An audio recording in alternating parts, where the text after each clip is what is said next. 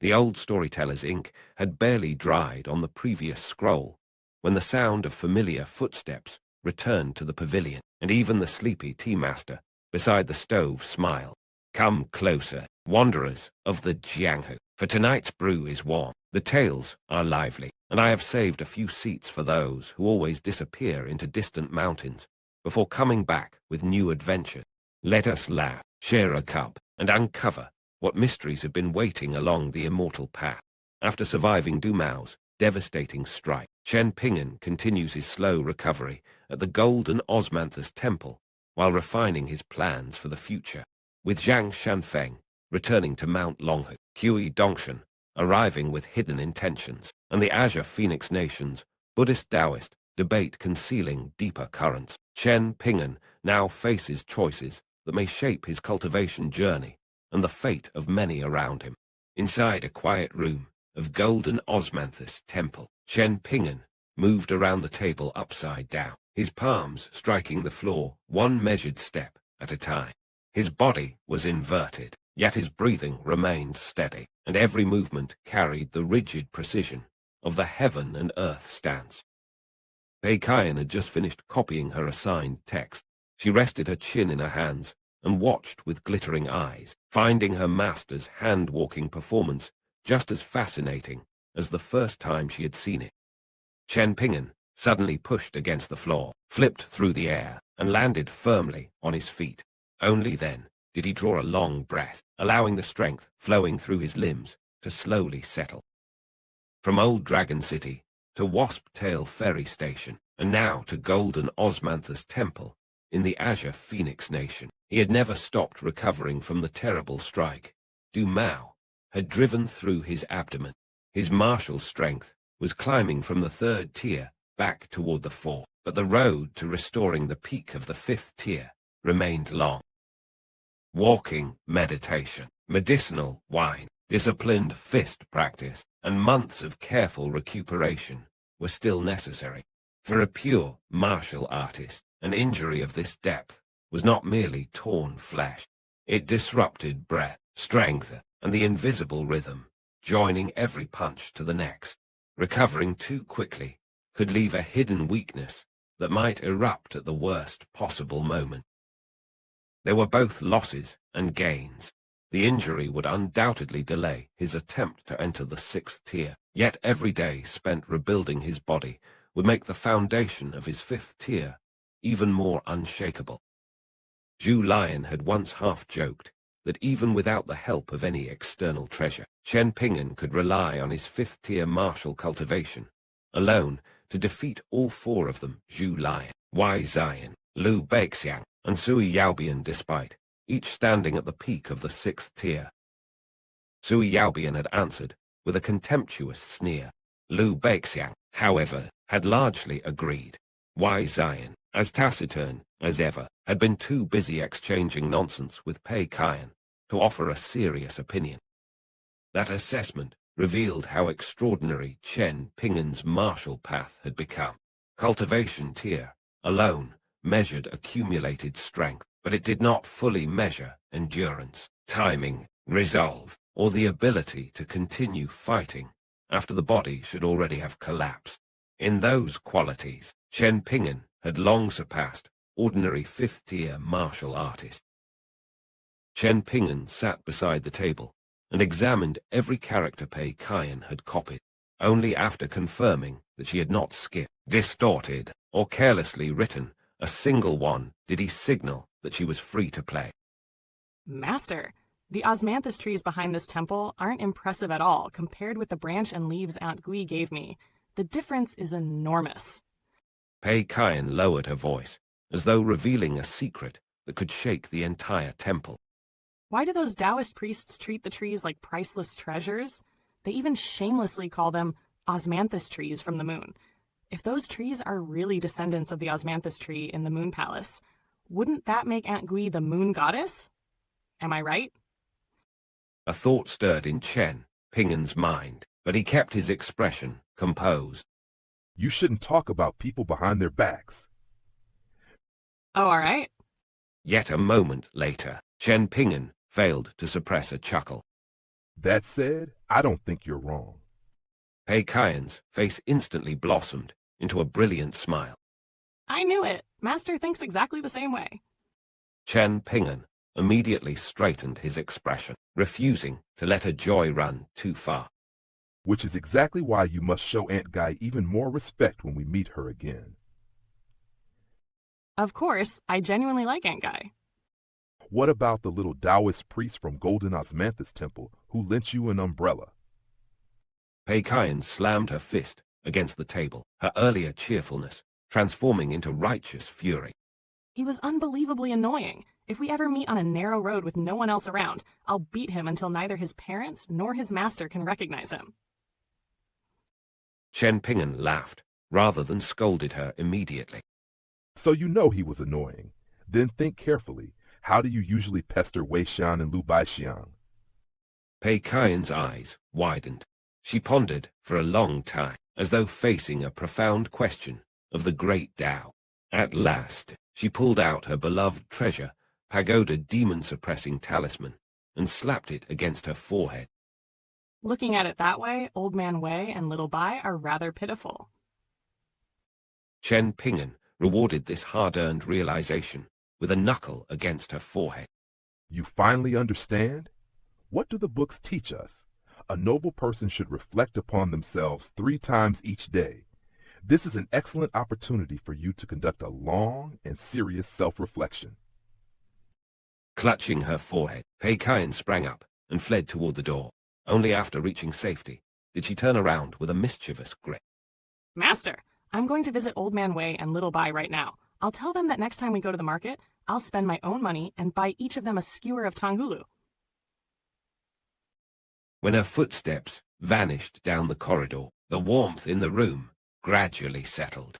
Chen Ping'an turned his thoughts toward a far more difficult matter, the second bonded item he needed to refine. He still possessed the physical body of Du Mao's Yang Soul, a body comparable to that of an immortal tier cultivator.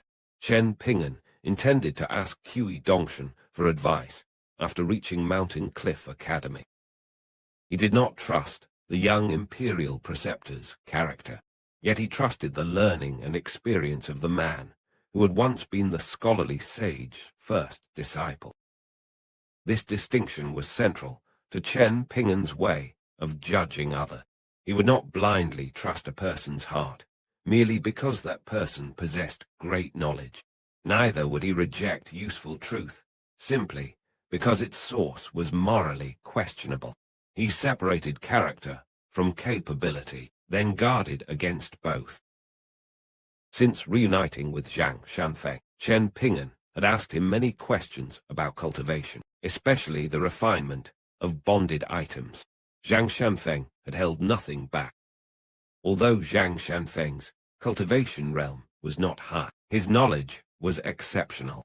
He had emerged from a legitimate immortal lineage, and his master was an external heavenly master of Mount Longhu, who did not bear the Zhang surname. The cultivation bases of external heavenly masters varied greatly, but any Taoist priest whose name could enter the genealogical records of the heavenly master residence was unquestionably a remarkable figure. Chen Ping'an brought out a pot of Osmanthus wine, placed a cup before himself, and began drinking alone, while organizing everything Zhang Shanfeng had explained. More bonded items did not necessarily mean a stronger cultivator, even if one possessed unimaginable wealth and enough treasures to fill a mountain. Indiscriminately refining them could become a path toward disaster. The ideal outcome was to collect and refine one bonded item corresponding to each of the 5 elements. First, a cultivator required an item similar to the yellow earth bull, something capable of rapidly absorbing the spiritual energy of heaven and earth. Such an item strengthened the foundation of cultivation itself. Second, one needed an offensive bonded item. Among all such treasures, the bonded flying swords of sword cultivators stood at the pinnacle, born for killing and unmatched in pure destructive power. Third came defense. Golden sweet wine and militarian armor pellets were examples of items that could guard the cultivator's life when techniques, formations, and killing intent descended at once. Fourth, a cultivator needed something capable of storing treasures and weapons, such as a pocket treasure or a minimization treasure. Yet these objects were so rare that wealth alone could not guarantee their acquisition. Most appeared only when fortune opened a door. Finally, there was the subjugation treasure. It could cultivate an aura that naturally terrified sinister demons and fiends, while continually accumulating yang energy. With such protection, a cultivator could cross lands thick with yin energy and murderous aura, without being easily corrupted or harmed. Together, these 5 categories formed something greater than a collection of treasures. They represented an entire system of survival, spiritual growth, offense, defense, storage, and resistance against unnatural forces. A cultivator lacking one aspect might appear powerful in peaceful times, only to discover that single weakness when trapped in a true killing ground. Yet Zhang Shanfeng had also warned that bonded item refinement was a double-edged sword. If a bonded item were destroyed, the cultivator's great Tao foundation would suffer with it. The consequences could be beyond repair. Every bonded item needed to reside within an acupoint. If an item was inferior, unsuitable, or incompatible with the circulation of spiritual energy inside the body, the bonded items could clash with one another. The lightest result would be damaged cultivation. The worst would be cultivation deviation, when the very power meant to carry a person toward immortality instead turned inward and destroyed them. For this reason, collecting bonded items of all 5 elements remained the dream of nearly every Kai refiner, apart from sword cultivators. But deliberately searching for a perfect set required an ocean of immortal currency, and, even then, success still depended on fate. For most middle 5-tier Kai refiners, 3 decent bonded items were enough. 1 for offense, 1 for defense, and 1 for absorbing and accumulating spiritual energy. Only after becoming an earth immortal would most cultivators dare to seek more. Chen Ping'an's hesitation centered on the golden scholarly core given to him by city god Shen Wen in the prefectural city of the colorful garment nation. Inside the same azure wooden box rested the blusher prefecture city god protection seal, rumored to have been personally crafted by a great heavenly master of Mount Longhu. Chen Ping'an had already decided to give that seal to Zhang Shanfeng as a farewell gift. City god Shen Wen had treated the seal with enormous importance. Chen Ping'an therefore suspected that it might be a pseudo-celestial tool. Shen Wen had personally stated that when paired with Mount Longhu's 5 lightning righteous technique, the seal could display astonishing might. Even while sealed within the city god pavilion, it had blocked the murderous aura leaking from the enormous unmarked graveyard outside Blusher Prefecture's city. That feat alone proved that it was no ordinary immortal treasure. Yet to this day, Chen Ping'an had never opened the azure wooden box. His uncertainty over the golden scholarly core was tied to another treasure, a white bowl painted with the 5 mountains of the ancient Elm Nation, which he had obtained during a battle in the colorful garment nation. Following Zhu Yuanxia's advice, Chen Ping'an had ultimately chosen not to sell the bowl at Green Beetlesh. The bowl could produce 5-colored state soil, identical to that of the ancient Elm Nation. It generated a profit equivalent to 5 snowflake coins each year, and Chen Ping'an naturally refused to sacrifice such a treasure merely to use it as an earth element bonded item. His thoughts then turned toward the Great Lai Empire. Its mounted armies were sweeping southward, cutting through enemy nations with terrifying momentum. In the north stood Wai Bao, formal mountain god of Cloud-Draped Mountain and guardian of the empire's northern mountain. In the south, Fan Junmao appeared to be guarding the Great Lai Empire's newly established southern mountain. Once Great Lai conquered the entire eastern treasured vile continent, the value of its five-colored soil would soar. The imperial court would inevitably impose severe restrictions on its possession and circulation. If Chen Ping'an could identify which mountains would become the eastern, western, and central mountain, then gather sufficient five-colored soil and find a suitable vessel to store it, the future benefits could be enormous. But those three choices were still uncertain. Refining the state soil into a bonded item would also carry a hidden price.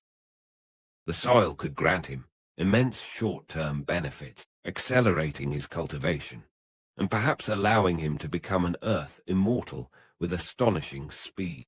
Yet in the long term, his fate would become intimately bound to the rise and fall of the Great Lai Empire. Below the upper five tiers, that connection would likely bring Chen Ping'an far more advantages than dangers. But a bonded item was not a temporary alliance. It was a chain fastened to the great Tao itself. If an empire prospered, he might rise with it. If that empire one day collapsed, the same chain could drag him into the abyss. As the fragrance of Osmanthus wine rose from his cup, Chen Ping'an remembered the Great Lai reconnaissance cavalry he had encountered amid fierce wind and heavy snow. He also remembered Song Jixin, the former neighbor whose destiny was now inseparable from the empire's vast ambitions. Chen Ping'an drank the final mouthful of wine. When he set down the cup, his decision had already been made. He would not refine the five-colored state soil. Once that path had been rejected, Chen Ping'an no longer hesitated. His second bonded item would be the golden scholarly core. This choice reflected the deepest part of Chen Ping'an's temperament. Faced with a road promising rapid advancement, but binding him to the destiny of an empire, he chose the slower road that remained his own. The decision might cost him years, yet it preserved something more precious than speed, freedom over the direction of his great Tao. Even so, finding the right conditions for refinement would be daunting. The opportune time, geographical advantage, and external support he had once obtained in Old Dragon City were almost impossible to reproduce. Refining a bonded item was nothing like practicing fist techniques. With fist practice, perseverance allowed him to throw one punch after another, until 100 became 10,000, and 10,000 became 1,000,000. Bonded item refinement demanded more than endurance. A mistake could ruin the treasure, injure the cultivator, or damage the foundation of the great Tao. Chen Ping'an rose and walked to the window. Resting both arms upon the windowsill, he gazed into the distance, his thoughts wandering far beyond the temple walls. A knock sounded at the door. Zhu Yuanxia entered, and Chen Ping'an returned to the table, setting out a second wine cup. The two friends drank and talked, leaving cultivation, empires, and great Tao choices unspoken for the moment. I hope that one day some bookstore will be willing to publish and sell my travel journal. At least then, all those miles might earn me a little money. Hearing this, Chen Ping'an took out several lush green bamboo slips. Dense rows of characters covered their surfaces, each recording something strange, magnificent, or unforgettable from his travels. There were the colossal intercontinental ships of Old Dragon City Osmanthus Island, and the mountain and sea turtle, and the boundless sea of clouds hanging above the city. There were rain god statues belonging to a sect upon an island in the sea, and the exhausted old flood dragon that summoned rain before plummeting into the ocean near Flood Dragon Trench. There were paintings of numerous sword immortals inside Ganodama in on Stalactite Mountain, the carriageway beneath the sword, Kai Great Wall, and Sky Calling Street within the planchette writing sect of Parasol Leaf Continent. There was also the sunset spilling across screen, illuminating peak outside Mirage City, a sight preserved not by immortal technique, but by careful memory and ink. Chen Ping'an handed the bamboo slips to Zhu Yuanxia. The big-bearded martial artist read them eagerly, asking for details whenever a few carved characters opened the door to some vast scene. One man questioned, the other answered, and the pot of Osmanthus wine slowly emptied between them. Time flowed away quietly, without either friend trying to stop it. Perhaps Zhu Yuanxia's hoped-for travel journal would never become a famous book. Yet these bamboo slips contain something cultivation manuals could not provide: the shape of distant lands as seen through human eye. In a world obsessed with immortality, preserving ordinary wonder was itself a meaningful act. In the neighboring room, Zhang Shanfeng had completed his meditation and breathing exercises. He now stood alone, slowly throwing punch after punch. His fist technique was unlike most martial arts beneath the heavens. It did not pursue greater speed. Instead, every movement became slower, steadier, and more deliberate. Such punches were unsuitable for fighting enemies. They lacked sudden killing force and could likely serve only to nurture the body.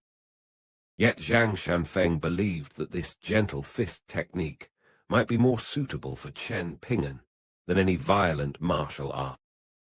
He had created the technique himself, and it remained only in its infancy. Its principles had grown from his master's drunken words, combined with the understanding Zhang Shanfeng had slowly accumulated over the years. He did not know whether the technique was truly correct. He did not even know whether Chen Ping'an would like it. Most of all, he wondered whether his friend would be willing to learn and practice these slow, quiet punches. Zhang Shanfeng was not trying to give Chen Ping'an a weapon. He was trying to give him a method of healing. For a man accustomed to overcoming every obstacle by enduring pain and throwing another punch, learning when to slow down might prove harder than defeating an enemy. Evening descended over the capital of the Azure Phoenix Nation. At a roadside stall, two Confucian scholars dressed in azure sat before a small table slick with grease. A bamboo container filled with chopsticks stood between them. The older-looking scholar was thin and around 30 years of age. Knowing his companion's temperament all too well, he spoke before any food could be ordered. Zhou, let me make this clear first. I cannot eat spicy food. The younger scholar, Zhu Jiren, smiled as though hearing a tragic confession. He often called himself Zhu before others, carrying the rank of a young virtuous scholar with far less solemnity than most men would have dared. Monkey, simply because you refuse to eat spicy food, you've missed countless delicacies beneath the heavens. Hu Zheng shook his head helplessly. Zhu Jiren's nickname for him came from the sound of his surname, Hu, which echoed the word for monkey. Throughout their journey, Hu Zheng had remained both frightened and apprehensive. Zhu Jiren was a natural troublemaker whose boundary between right and wrong was far less rigid than that of any conventional virtuous scholar. And yet, despite all his misgiving, Hu Zheng found that he could accept most of Zhu Jiren's views. As he surveyed the crowded capital, Hu Zheng reflected upon the emperor's astonishing decision. The ruler of the Azure Phoenix Nation intended to let the winner of the coming debate between Buddhism and Taoism become the new state religion, even placing the victorious teaching above Confucianism. Under ordinary circumstances, Lakeview Academy would never have responded so mildly, but the Academy's attention had been drawn away by the Taoist, heavenly lord, in complete reed continent. Thus, instead of two scholars marching directly into the imperial palace to rebuke the emperor, noble scholar Hu Zheng and virtuous scholar Zhu Juren had been sent to wander through the nation and quietly examine the situation. Zhu Juren ordered 2 local specialties, 1 extra spicy and 1 without spice. Then he and Hu Zheng began eating at the roadside stall. Zhu Juren stuffed a large mouthful of fiery noodles between his lips and began speaking through the heat. I heard Master say that this debate between Buddhism and Taoism will be very different from what it appears to be on the surface. To outsiders, it looks simple. The Buddhists will send 10 eminent monks, the Taoists will send 10 spiritual masters, and all 20 will argue inside the palace to determine whose words are sharper. But the true deciding contest will be hidden from public view. The Imperial Palace specially invited an elder from the Cloud Forest Jiang clan to serve as the chief referee. They also invited 2 earth immortals capable of observing mountains and rivers through their palms. Those 2 earth immortals will keep watch over 1 Taoist priest and 1 monk at all times. Without announcing anything publicly, they will arrange a private debate between those 2 people to determine whether Buddhism or Taoism is truly more profound. The contest won't be limited to Buddhist and Taoist scriptures. They will also compare how the 2 candidates interact with ordinary people and whether they can persuade and teach others. Knowledge, self-cultivation, and the ability to guide others. 3 matches in total. Hu Zheng frowned. This was the first time Zhu Juren had revealed such secret information to him. After considering the matter, his brow gradually relaxed. No wonder the Mountain Master wasn't particularly angry. The Azure Phoenix Nation is borrowing the strength of others to test the opposing side. Viewed from another angle, this arrangement is not entirely bad. Zhu Juren smiled knowingly and pointed at Hu Zheng with his chopsticks. Hao Zheng, this is what I like most about you. You're open-minded and you're always able to recognize the positive side of a matter. Hu Zheng merely shook his head and continued eating. The hidden debate transformed the conflict from a contest of eloquence into a judgment of entire ways of life. Scriptures could be memorized, arguments rehearsed, and reputations manufactured. But how a monk or Taoist priest treated ordinary people, when no audience was present, would reveal whether their teaching truly lived within them. Such tremendous events took place in Old Dragon City. Aren't you going home to take a look? Hu Zheng shook his head once more. My return would change nothing. The clan culture our Ho ancestors passed down has already been torn to pieces. What remains is barely clinging to life. If I returned, I would only make the dying candle burn a little brighter for a short while. I would rather let that flame flicker between life and death on its own. I can only hope that a responsible descendant appears in the future. Only then would I dare to lend my strength. Zhu Juren nodded, the teasing expression on his face briefly fading. You've thought it through more thoroughly than I have. Hu Zheng gave a bitter smile. I was born and raised there. How could I avoid thinking about it carefully? Hu Zheng's refusal was not indifference. It was the resignation of someone who understood that one capable man could not permanently rescue a clan whose principles had already rotted away, until the clan produced someone willing to carry responsibility. Any help he offered would merely delay the collapse. Zhu Juren suddenly stopped eating and looked across the table. Are you full? Hu Zheng glanced at the large white bowl before Zhu Juren. It was completely empty, without even a drop of soup remaining. Ignoring the question, Hu Zheng calmly continued, eating his own meal. Zhu Juren sighed, as though abandoned by the entire world, then twisted around toward the stall owner. Shopkeeper, bring me another bowl, and use a little less chili this time. Your extra spicy noodles are truly hot enough to kill someone. Along the street, women and young girls wearing veiled hats returned from their spring outing. Zhu Juren watched them pass and immediately forgot the murderous bowl of noodles. Beautiful women returning from the mountains and lakes, a faint sheen of perspiration upon them, and the refreshing fragrance of spring still lingering in the air. Truly beautiful. Hu Zheng ignored him completely. Then Zhu Juren's eyes brightened with the unmistakable gleam of someone about to cause trouble. How about I involve myself in this affair? We might as well turn the Azure Phoenix Nation's debate between Buddhism and Taoism into a small debate among all three teachings. Hu Zheng answered immediately, without even raising his head. Absolutely not. Zhu Juren slapped the greasy table with his palm, transforming rejection into theatrical outrage. Shopkeeper, forget what I said earlier. Make it extra spicy again. Whether Zhu Juren's proposal was merely another joke remained uncertain.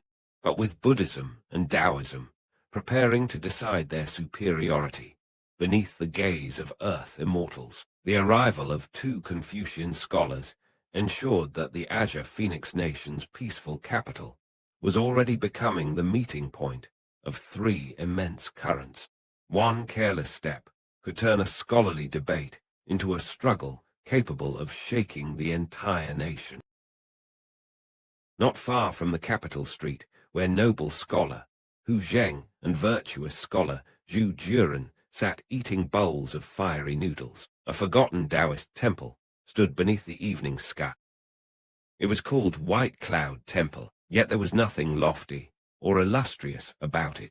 Its master was merely a haggard middle-aged priest, whose name carried no weight in the Azure Phoenix Nation.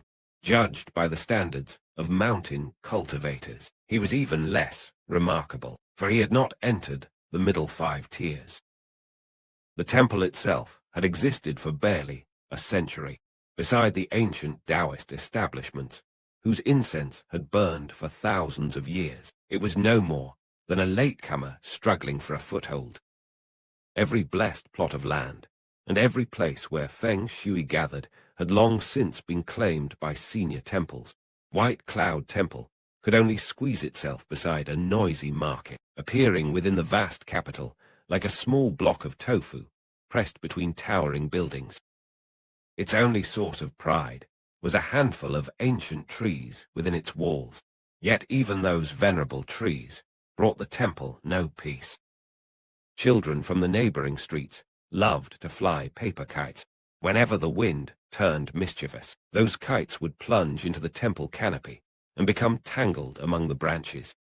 Soon afterward, parents would arrive with sobbing children in tow.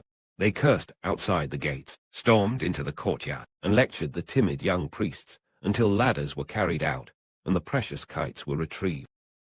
The moment a kite returned to its owner's hands, tears became laughter.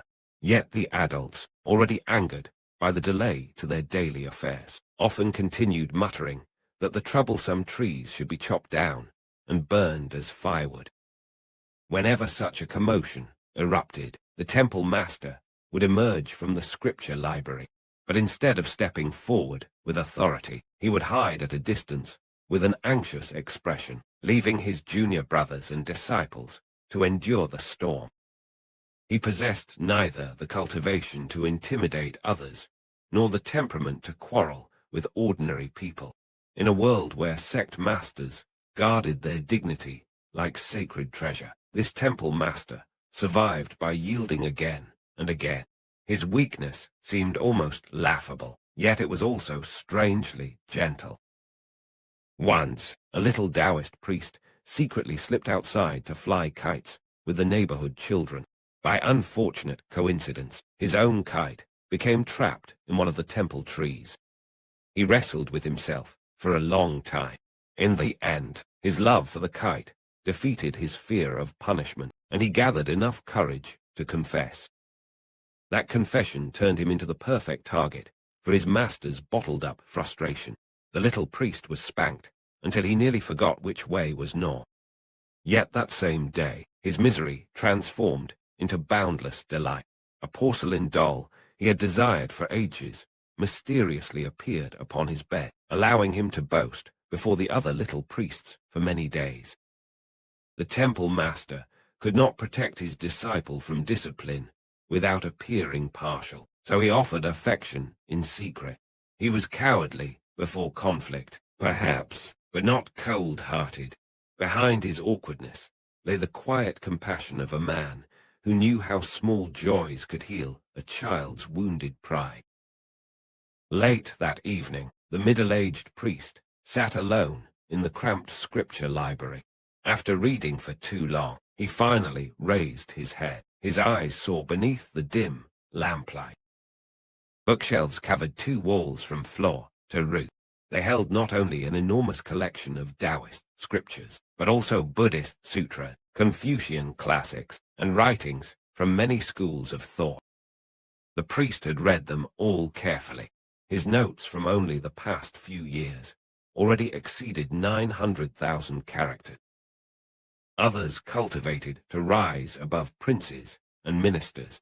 They sought longevity, freedom, and the strength to shatter the shackles of heaven and earth. The master of White Cloud Temple cultivated for a far humbler reason. He merely wished to live a few more years, so he could read a few more books. He wanted to finish the scriptures of the 3 teachings and explore the wisdom of the 100 schools. Perhaps this was not a grand ambition in the martial world, yet there are countless paths beneath heaven, and not every seeker must wield a sword against fate. Some resist mortality simply by turning one more page. Elsewhere, Chen Ping'an and his companions were temporarily staying at the Great Marsh Gang's residence. Despite this opportunity, Zhu Fengxian never visited to flatter Chen Ping'an or force a friendship. Only on the morning of the disciple recruitment ceremony did Zhu Fengxian seek him out and announce that it was time to travel to the Golden Osmanthus Temple. The 2 men climbed Azure Waste mountain side by side, speaking casually about the customs and traditions of the Azure Phoenix Nation. Zhu Fengxian's restraint revealed his experience. He understood that excessive enthusiasm could become an offense when dealing with someone whose true depth he could not measure. Rather than grasping for favor, he allowed courtesy and distance to preserve dignity on both sides. At the entrance of the Golden Osmanthus Temple, Zhu Borui greeted them with a smile and guided both groups to their seats. The Great Marsh Gang and Chen Ping'an's party were placed beside one another. Temple Master Zhang Guo ultimately accepted 9 disciples. As expected, Zhu Xiang and Liu Qingcheng secured 2 of those places. Among the remaining 7 were a pair of siblings from a common family and 5 descendants of wealthy clans from the Azure Phoenix Nation, Fortune Mountain Nation, and Lofty Sky Nation. Including Zhu Borui and his 2 fellow disciples, Zhang Guo now possessed 12 direct disciples. The little Taoist priest who had once lent Pei Kian an umbrella was suddenly the senior brother of 9 newcomers. He stood behind Zhu Borui with a grin so wide that he could not hide his delight. He quickly glanced toward Pei Kian, eager for her to witness his newfound status. Unfortunately, she was not looking at him at all. The young priest's smile dimmed ever so slightly. The ceremony was burdened with layer after layer of Taoist formality, and lasted almost 2 full hours. Yet once it concluded, the Golden Osmanthus Temple presented Chen Ping'an, Zhu Fengxian, the elderly woman from Blusher Hall, and the leaders of the other factions, with an oil paper umbrella each. Considering the value of those umbrellas, none of the guests would have dared complain, even if the ceremony had lasted 2 entire days. Within mountain sects, ceremony is never empty decoration. It establishes lineage, seniority, obligation, and legitimacy. The precious umbrellas were both gift and symbol, ensuring that every witness departed, remembering the generosity and foundation of the Golden Osmanthus Temple. Zhu Fengxian chose to remain on the mountain for several more days. Zhu Xiang had only just entered the temple, and he feared she might struggle to adjust to her new life. Until he saw that she had settled in safely, he would find it difficult to leave without worry. Chen Ping'an, meanwhile, had witnessed the ceremony without paying a single coin, and had even received a precious Osmanthus branch umbrella for attending. After bidding farewell to Zhu Fengxian and the old woman from Blusher Hall, he led the others down Azure Waste Mountain and along a quiet path toward the chief military governor's office. The yellow earth bull traveled with them, and Pei Kian sat proudly upon its broad back. When she first asked for permission to ride it, Chen Ping'an had answered with a firm knuckle against her forehead. Strangely, however, the earth bull itself showed no resistance. It calmly allowed the little girl to climb onto its back. The four martial artists from the Lotus Flower, blessed land, did not understand the significance of this. Zhang Shanfeng and Zhu Yuanxia, who knew far more about mountain spirits and immortal affairs, were visibly surprised. A spirit creature's acceptance is rarely meaningless. The earth bull's tolerance suggested either unusual affinity or an instinctive recognition of something within Pei Kian. Whether blessing, fate, or merely temperament, such small moments often become threads that later pull entire destinies together. Another 10 days passed before the travelers encountered a village sheltered by mountains on 3 sides. Dusk settled gently over white walls and black roofs. Thin smoke curled from chimney, carved beams cast long shadows, and painted pillars glowed beneath the fading light. The village seemed untouched by war or worldly turmoil, like a hidden paradise resting beyond the martial world. Chen Ping'an's group descended from a narrow ridge path and entered the settlement, only to discover that neither side understood the other's language. At last, a teacher from the village school hurried over, though his command of the Eastern treasured vile continent's official dialect was halting. It was enough for them to communicate. Chen Ping'an learned that almost every resident happened to bear the surname Chen. For generations, they had practiced martial arts and worked as armed escorts. Their ancestral rules also demanded that every child remain in school for at least 4 years before leaving to labor in the fields, no matter how poor the family might be. That rule was the village's true inheritance. Fists could protect a caravan for 1 journey, but literacy and discipline could protect a clan for generations. Their ancestors had understood that strength without learning eventually becomes a road with no direction.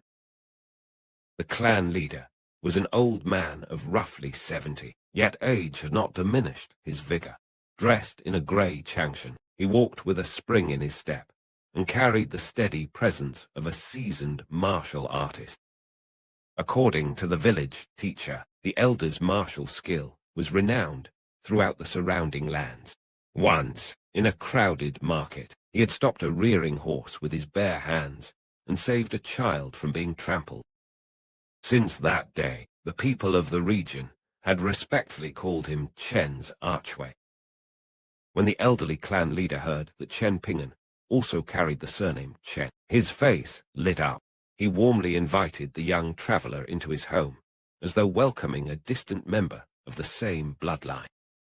Although the family had already eaten, the elder ordered an entire table of dishes prepared anew. He then brought out a pot of homemade sorghum liquor and pulled Chen Ping'an over to drink. The elder loved wine, but never forced it upon others. Precisely because there was no pressure, Chen Ping'an relaxed and drank more than he intended.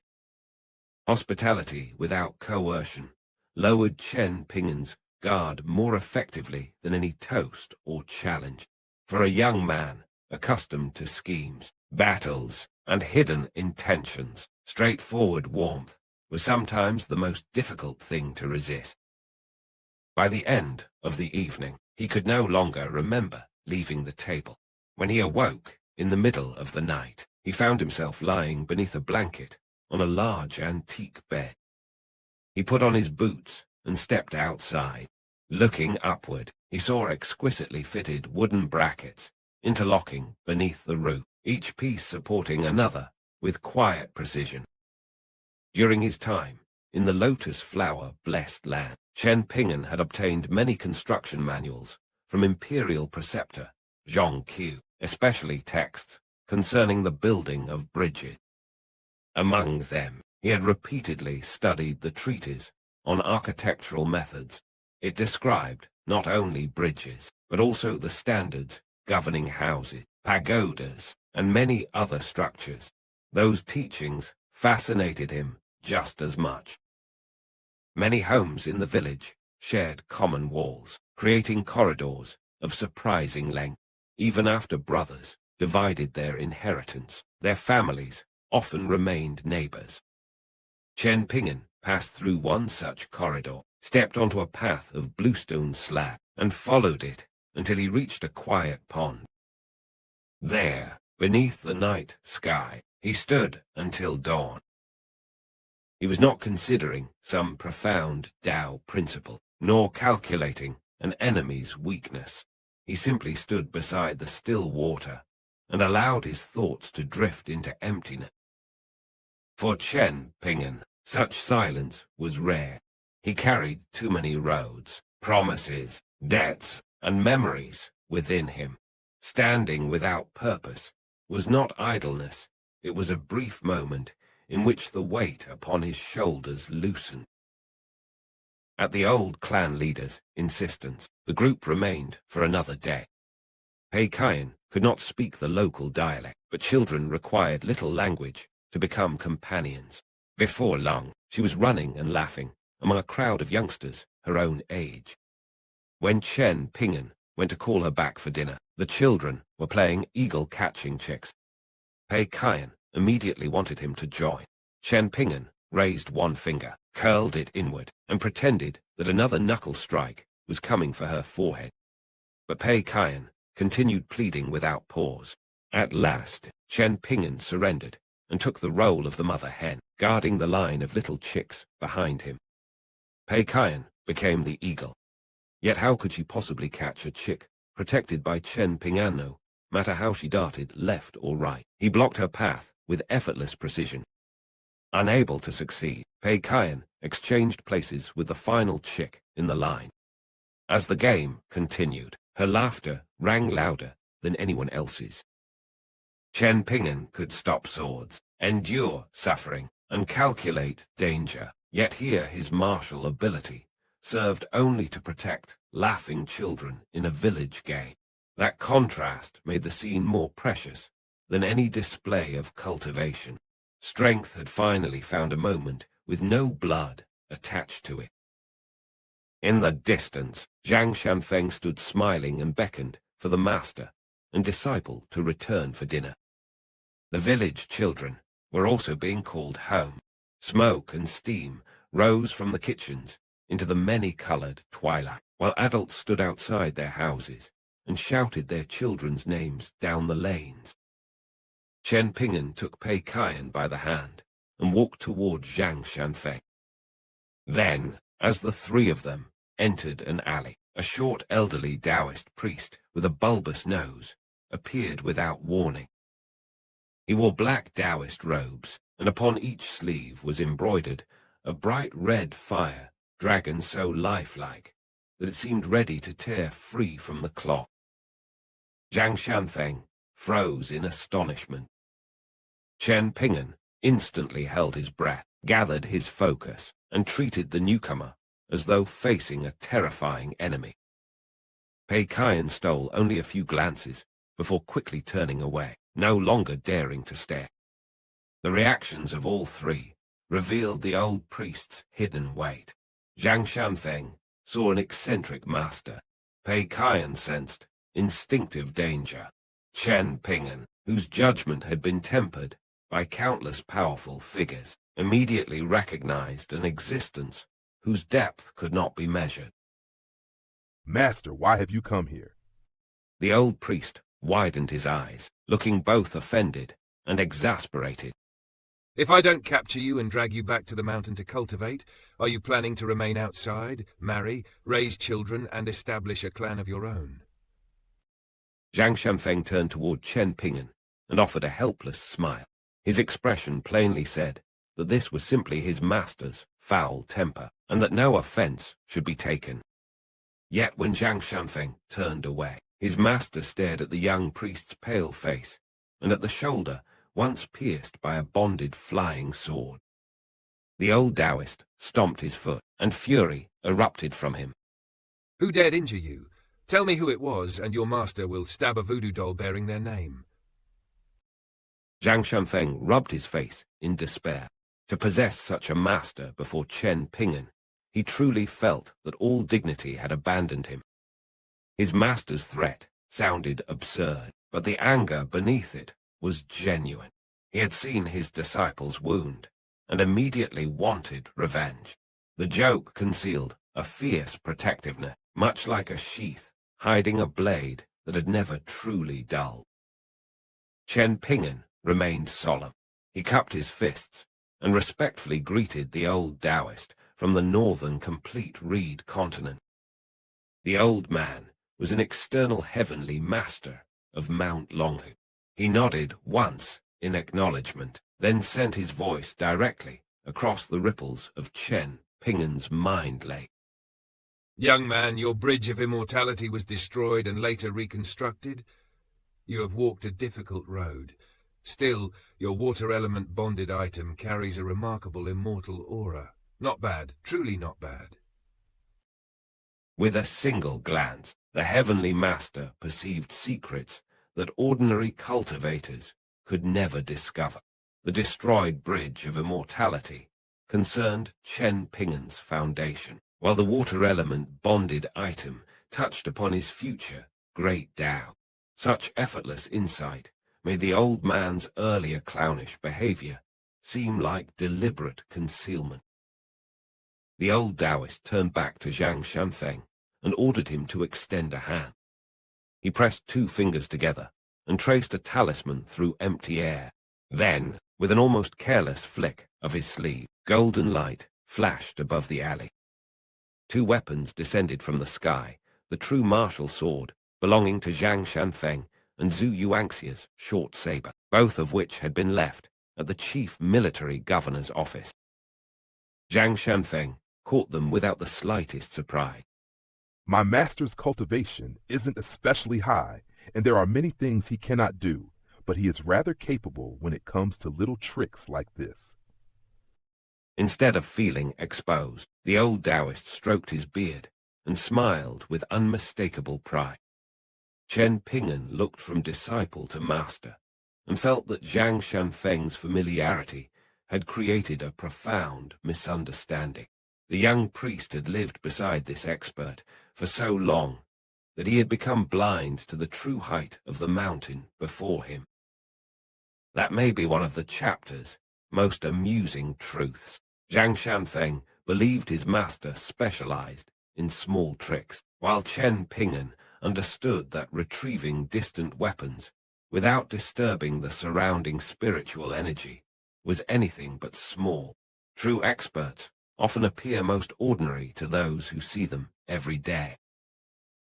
The old Taoist casually moved the tip of his foot across the bluestone path, as though scribbling a meaningless pattern. No mark remained on the stone, yet he ordered Zhang Shanfeng to step into the invisible talisman. Zhang Shanfeng wanted to object, but hesitation caught his words. I am taking you to Mount Longhu. The command was absolute. There was no room for bargaining. Zhang Shanfeng lifted his foot, but before entering the unseen talisman, he tossed Zhu Yuanxia's short saber toward Chen Ping'an. Please apologize to Big Brother Shu for me. This happened too suddenly, so I can only leave without saying goodbye. Chen Ping'an caught the saber and abruptly remembered something important. He retrieved an Azure wooden box from his pocket treasure and threw it toward Zhang Shanfeng. Take this as a gift. Inside is a seal from the city god pavilion of Blusher Prefecture in the colorful garment nation. It should be most effective when used together with the 5 lightning righteous technique. The box appeared old and ordinary, so Zhang Shanfeng accepted it without unease and slipped it into a pocket. For the briefest instant, the old heavenly master's eyes narrowed. A heartbeat later, his expression returned to normal. That tiny reaction revealed the gift's true value. Zhang Shanfeng saw an aged wooden box. His master saw an object worthy of attention. Chen Ping'an had once again offered something precious, without boasting of its worth, placing friendship above calculation. The old Taoist smiled at Chen Ping'an. You have 10 seconds to make one request. Once the time is over, I will refuse anything you ask. Chen Ping'an answered, without wasting even a breath. Then, spiritual master, please teach Zhang Shanfeng some truly profound Tao techniques, and could you perhaps be a little more diligent? The old Taoist burst into hearty laughter. He pointed at Chen Ping'an and clicked his tongue in admiration. Well done, young man. You managed to scold me without speaking a single rude word. Chen Ping'an could have requested a treasure, a talisman, or personal guidance from a heavenly master of Mount Longhu. Instead, he spent the opportunity on his friend. More importantly, he understood that Zhang Shanfeng lacked neither talent nor character. What he needed was a master willing to reveal the true inheritance hidden behind those so-called little tricks. The old Taoist seized Zhang Shanfeng, and master and disciple vanished in a flash. The sparse spiritual energy in the alley did not ripple. Not a breeze shifted, and not a trace of their departure remained. Chen Ping'an stood silently, sinking into thought. To disappear without disturbing even the thinnest strand of spiritual energy demonstrated terrifying control. The old priest had not torn through space by brute force. He had moved with such precision that heaven and earth scarcely noticed. Whatever Zhang Shanfeng believed, his master was unquestionably a hidden giant. Pei Kian tugged gently at Chen Ping'an's sleeve. What should we do now? Chen Ping'an returned from his thoughts and looked down at her with a smile. Go back and eat, of course. A friend had been carried away toward a greater destiny. A hidden expert had revealed only the edge of his power, and another road had quietly opened toward Mount Longhu.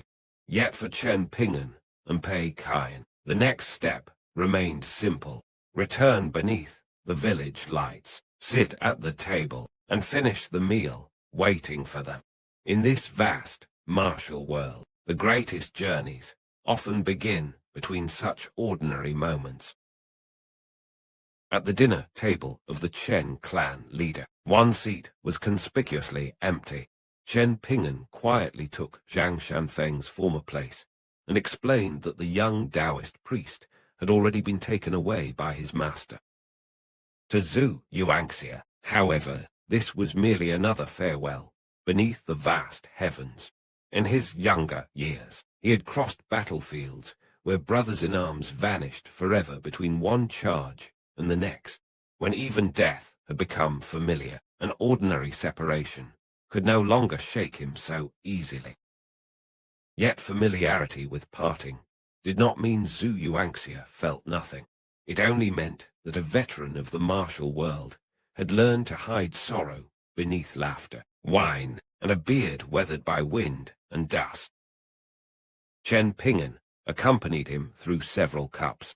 Before entering the dining room, he had already brought out 2 pots of Osmanthus wine, one as a gift for the elderly clan leader, and one to share with Zhu Yuanxia.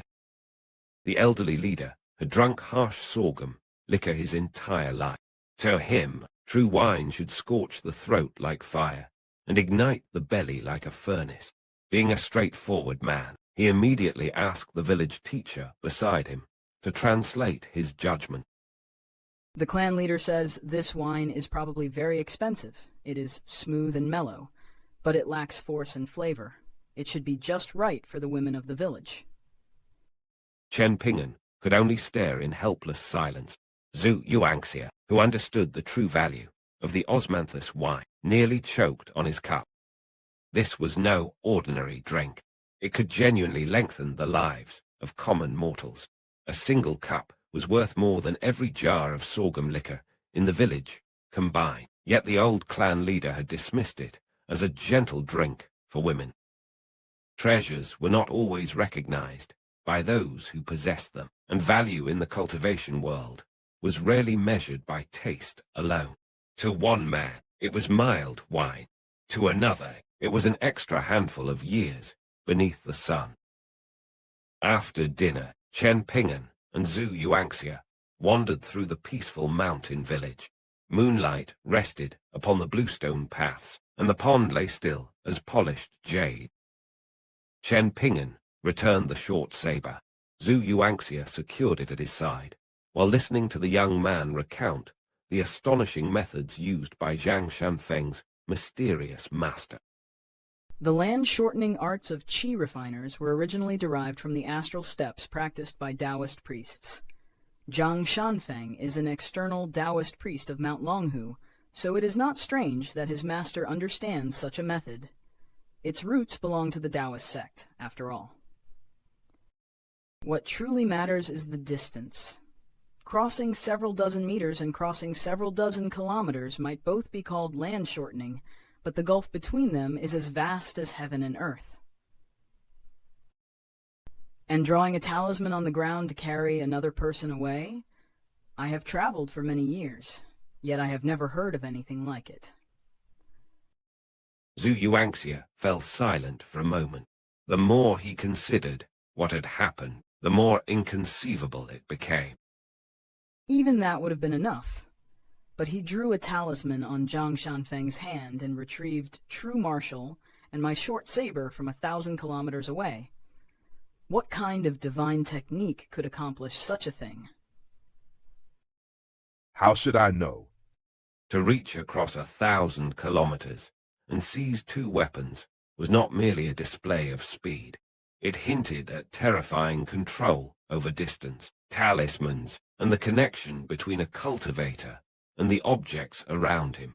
Zhang Shanfeng's master had revealed only a few movements, yet each one stood far beyond ordinary mountain cultivators.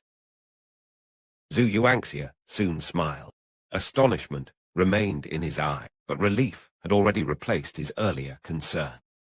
No matter what, it is fortunate that Zhang Shanfeng has such a powerful master. That young fellow was far too secretive. He hid everything from us, and left me wondering whether he had become an external disciple of some third-rate faction in the northern complete reed continent. Most people who wander outside, claiming to be heavenly masters of Mount Longhu, subduing demons and eliminating fiends, are nothing but swindlers. The world is drowning in such frauds. I worried throughout the journey and tested him several times, trying to determine whether he had been deceived into joining a sect that only existed to steal money. Had his master truly been a weak fraud, it would have been better for Zhang Shanfeng to sever the relationship early and never return north. Perhaps it is fortunate that I did not witness his master's techniques myself. Otherwise, I might still be searching the ground for my fallen jaw. Chen Ping'an smirked, clearly enjoying the big-bearded martial artist's embarrassment. Yet, as they continued around the pond, Zhu Yuanxia's steps gradually slowed. His earlier laughter faded, and hesitation surfaced beneath his rugged expression. Big Brother Shu, speak freely. Is there any need for courtesy between us? During our journey through the Azure Phoenix Nation, Zhang Shanfeng accompanied me to return that ash urn to the deceased person's family. Afterward, I went with him to the liberation rite of water and land and the heavenly worship ceremony. Now that he has returned to the heavenly master residence with his master, I have suddenly begun to miss home. Then return a little earlier. Zhu Yuanxia stopped and stroked his thick beard. For the first time that night, the veteran who had faced blades without fear looked uncertain about a road that contained no enemies. I have wandered outside for so many years. Other than sending money and letters home from time to time, I no longer know what my hometown has become. Then I can go with you. If bringing Wei Shan and the others would be inconvenient, I will take only Pei Qian. The rest can travel ahead to the capital of the Azure Phoenix Nation. Zhu Yuanxia waved his hand and smiled. You are not some beautiful maiden. Why would I need you to accompany me home? Continue with your original journey. There is no reason to change your plans for my sake. I never had much of a plan in the first place. What is it? Is there something in your hometown that must remain hidden? Are you afraid I will expose your grand deception? Zhu Yuanxia sighed and crouched beside the pond. The pommel of his saber tapped softly against the bluestone, one measured sound after another, like a traveler counting the years he had failed to return. My family is reasonably wealthy and can be considered a prominent clan within the county. Before I left, a marriage had already been arranged for me. I caught a glimpse of the young woman once. She was quite pretty, and I truly did like her. But I was wildly ambitious in those days. I believed that 3 or 5 years would be enough to carve out a great reputation. Then I would return to town with my head held high and give her a magnificent wedding. Before I realized it, more than 10 years had passed. The martial world had not defeated Zhu Yuanxia with swords. It had defeated him with distance and time. Every year he delayed his return. The glorious homecoming in his imagination became heavier, until even stepping across his own threshold felt more frightening than entering an enemy formation. Chen Ping'an crouched beside him, shoulder to shoulder with the veteran. Big Brother Shu, you are a genuine 5th-tier martial artist and understand battlefield formations. Once you return, becoming a general of the imperial court should not be difficult. That is true, it should not be difficult. But the closer I come to home, the more nervous I become. When I think about it carefully, that reaction is terrifying. Even when I wagered my life on the battlefield in my younger days, I was never this anxious. Chen Ping'an considered the matter in silence. Since Zhu Yuanxia wished to face his hometown alone, there had to be something within that choice that outsiders should not disturb. My next destination is Cyan Gorge Island in Bamboo Scroll Lake. I intend to find a child named Gu Kan. He once lived in Clay Vase Alley and is now the disciple of Lu Jimao, the river-severing true lord.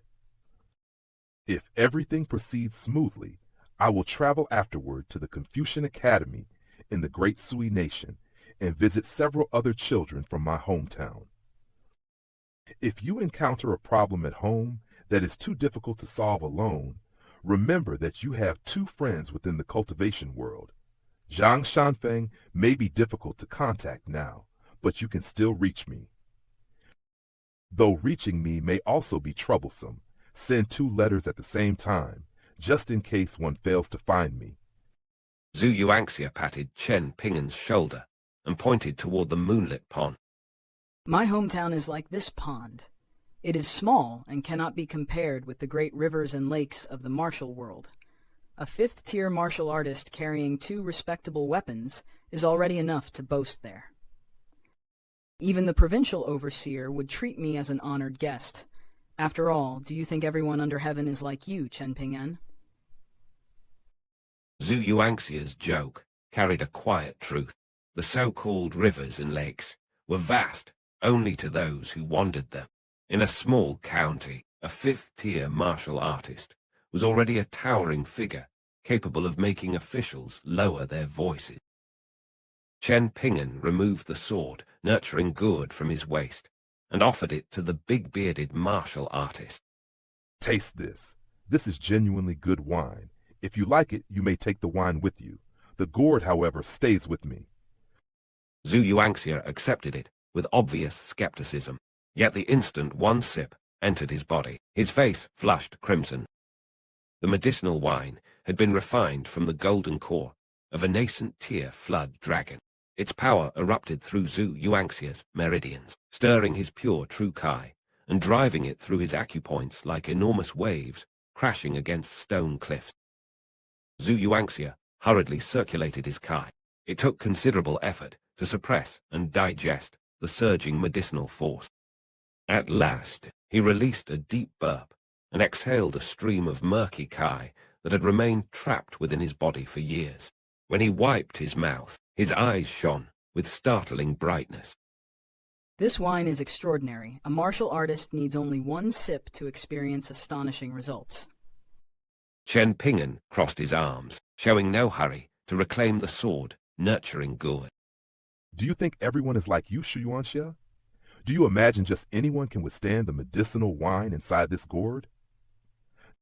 Zhu Yuanxia burst into thunderous laughter. This time, he abandoned all restraint and tilted his head back for a second mouthful. The medicinal power washed through his pure true Kai, cleansing it and forcing hidden impurities from his martial foundation.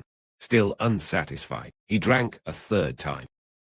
Then he sat cross-legged beside the pond and became utterly motionless, like an old monk submerged in meditation. The night wind stirred his clothes, but his breathing grew deep and steady as the medicinal force traveled through every corner of his body. These 3 mouthfuls did not grant Zhu Yuanxia an effortless breakthrough. Instead, they cleared away accumulated obstructions and revealed a road that had once been hidden. The wine opened the gate, but he would still have to cross the threshold with his own fists and resolve. When Zhu Yuanxia finally opened his eyes, he returned the gourd without the slightest reluctance. Enough. 3 is the limit. I finally have something worth anticipating. I can now dream of reaching the 6th tier. Any more would bring more harm than benefit. My foundation is not strong enough to endure excessive medicinal force. When I reach the final barrier of the 5th tier and prepare to advance, I will ask you for another drink. Why not take the wine now? That would save you the trouble of searching for me later. Chen Ping'an still needed the medicinal wine to nourish his physique and soul. Yet after setting foot upon the proper road of martial cultivation, losing access to it would only slow his progress rather than halt it. In old Dragon City, after Du Mao's celestial weapon had left him grievously injured, the wine had been aid delivered in a desperate hour. Now it was merely an additional advantage. For Zhu Yuanxia, however, this treasure carried far greater implications. In the smaller nations of the Eastern treasured vile continent, the difference between a 5th tier and 6th tier martial artist was immense. A 5th tier expert might be treated with respect. A 6th tier expert could be courted by rulers. As for a 7th tier Vajra body martial artist, such a figure might possess enough strength to influence the martial fortune of an entire small nation. Thus, Zhu Yuanxia was not refusing a cup of wine. He was refusing a shortcut capable of altering his status, his future, and perhaps the fate of his clan. That refusal required more courage than drawing a saber. Zhu Yuanxia looked directly at Chen Ping'an. This wine accelerates cultivation without leaving hidden injuries. It is undoubtedly a supreme treasure, but treasures are not always beneficial to martial artists who must temper their state of mind after advancing. If such wine remains within reach, a person will inevitably begin relying on luck. He may continue training his body, but his mind could become too comfortable. Once that happens, his fist techniques will lose their sharpness and become limp. Chen Ping'an, how many martial artists beneath the heavens could truly restrain themselves when every sip promises visible progress? His gaze drifted across the pond and into the darkness beyond the village. Even though I know drinking too much would damage my future cultivation, I also know I could not control myself. I am a drunkard. Once I began drinking, would I still care about future bottlenecks and hidden dangers? I would first drink to my heart's content and worry about the consequences afterward. When it came to resolve upon the cultivation path, Zhu Yuanxia willingly admitted that he was inferior to Zhang Shanfeng, and even further behind Chen Ping'an. Zhu Yuanxia understood his own weakness and placed the temptation beyond his reach. That self-knowledge was itself a form of martial discipline. Many cultivators feared powerful enemies, yet the most dangerous opponent often lived within their own hearts. Then I will wait until you reach the 6th tier. When that day comes, I will give you this wine as your celebration drink. Zhu Yuanxia suddenly remembered several old acquaintances scattered across the southern land. During your journey north, visit Sword Saint Song and the 2 children in Blusher Prefecture if you pass through the Colorful Garment Nation and the Water Combing Nation. You should also visit the couple living in that ghost estate. Naturally, I still owe old Senior Song a hot pot meal. I also need to see whether those 2 children's cultivation journeys are progressing smoothly. And when I return to the old estate, I intend to taste the old granny's braised pork with dried bamboo shoots again.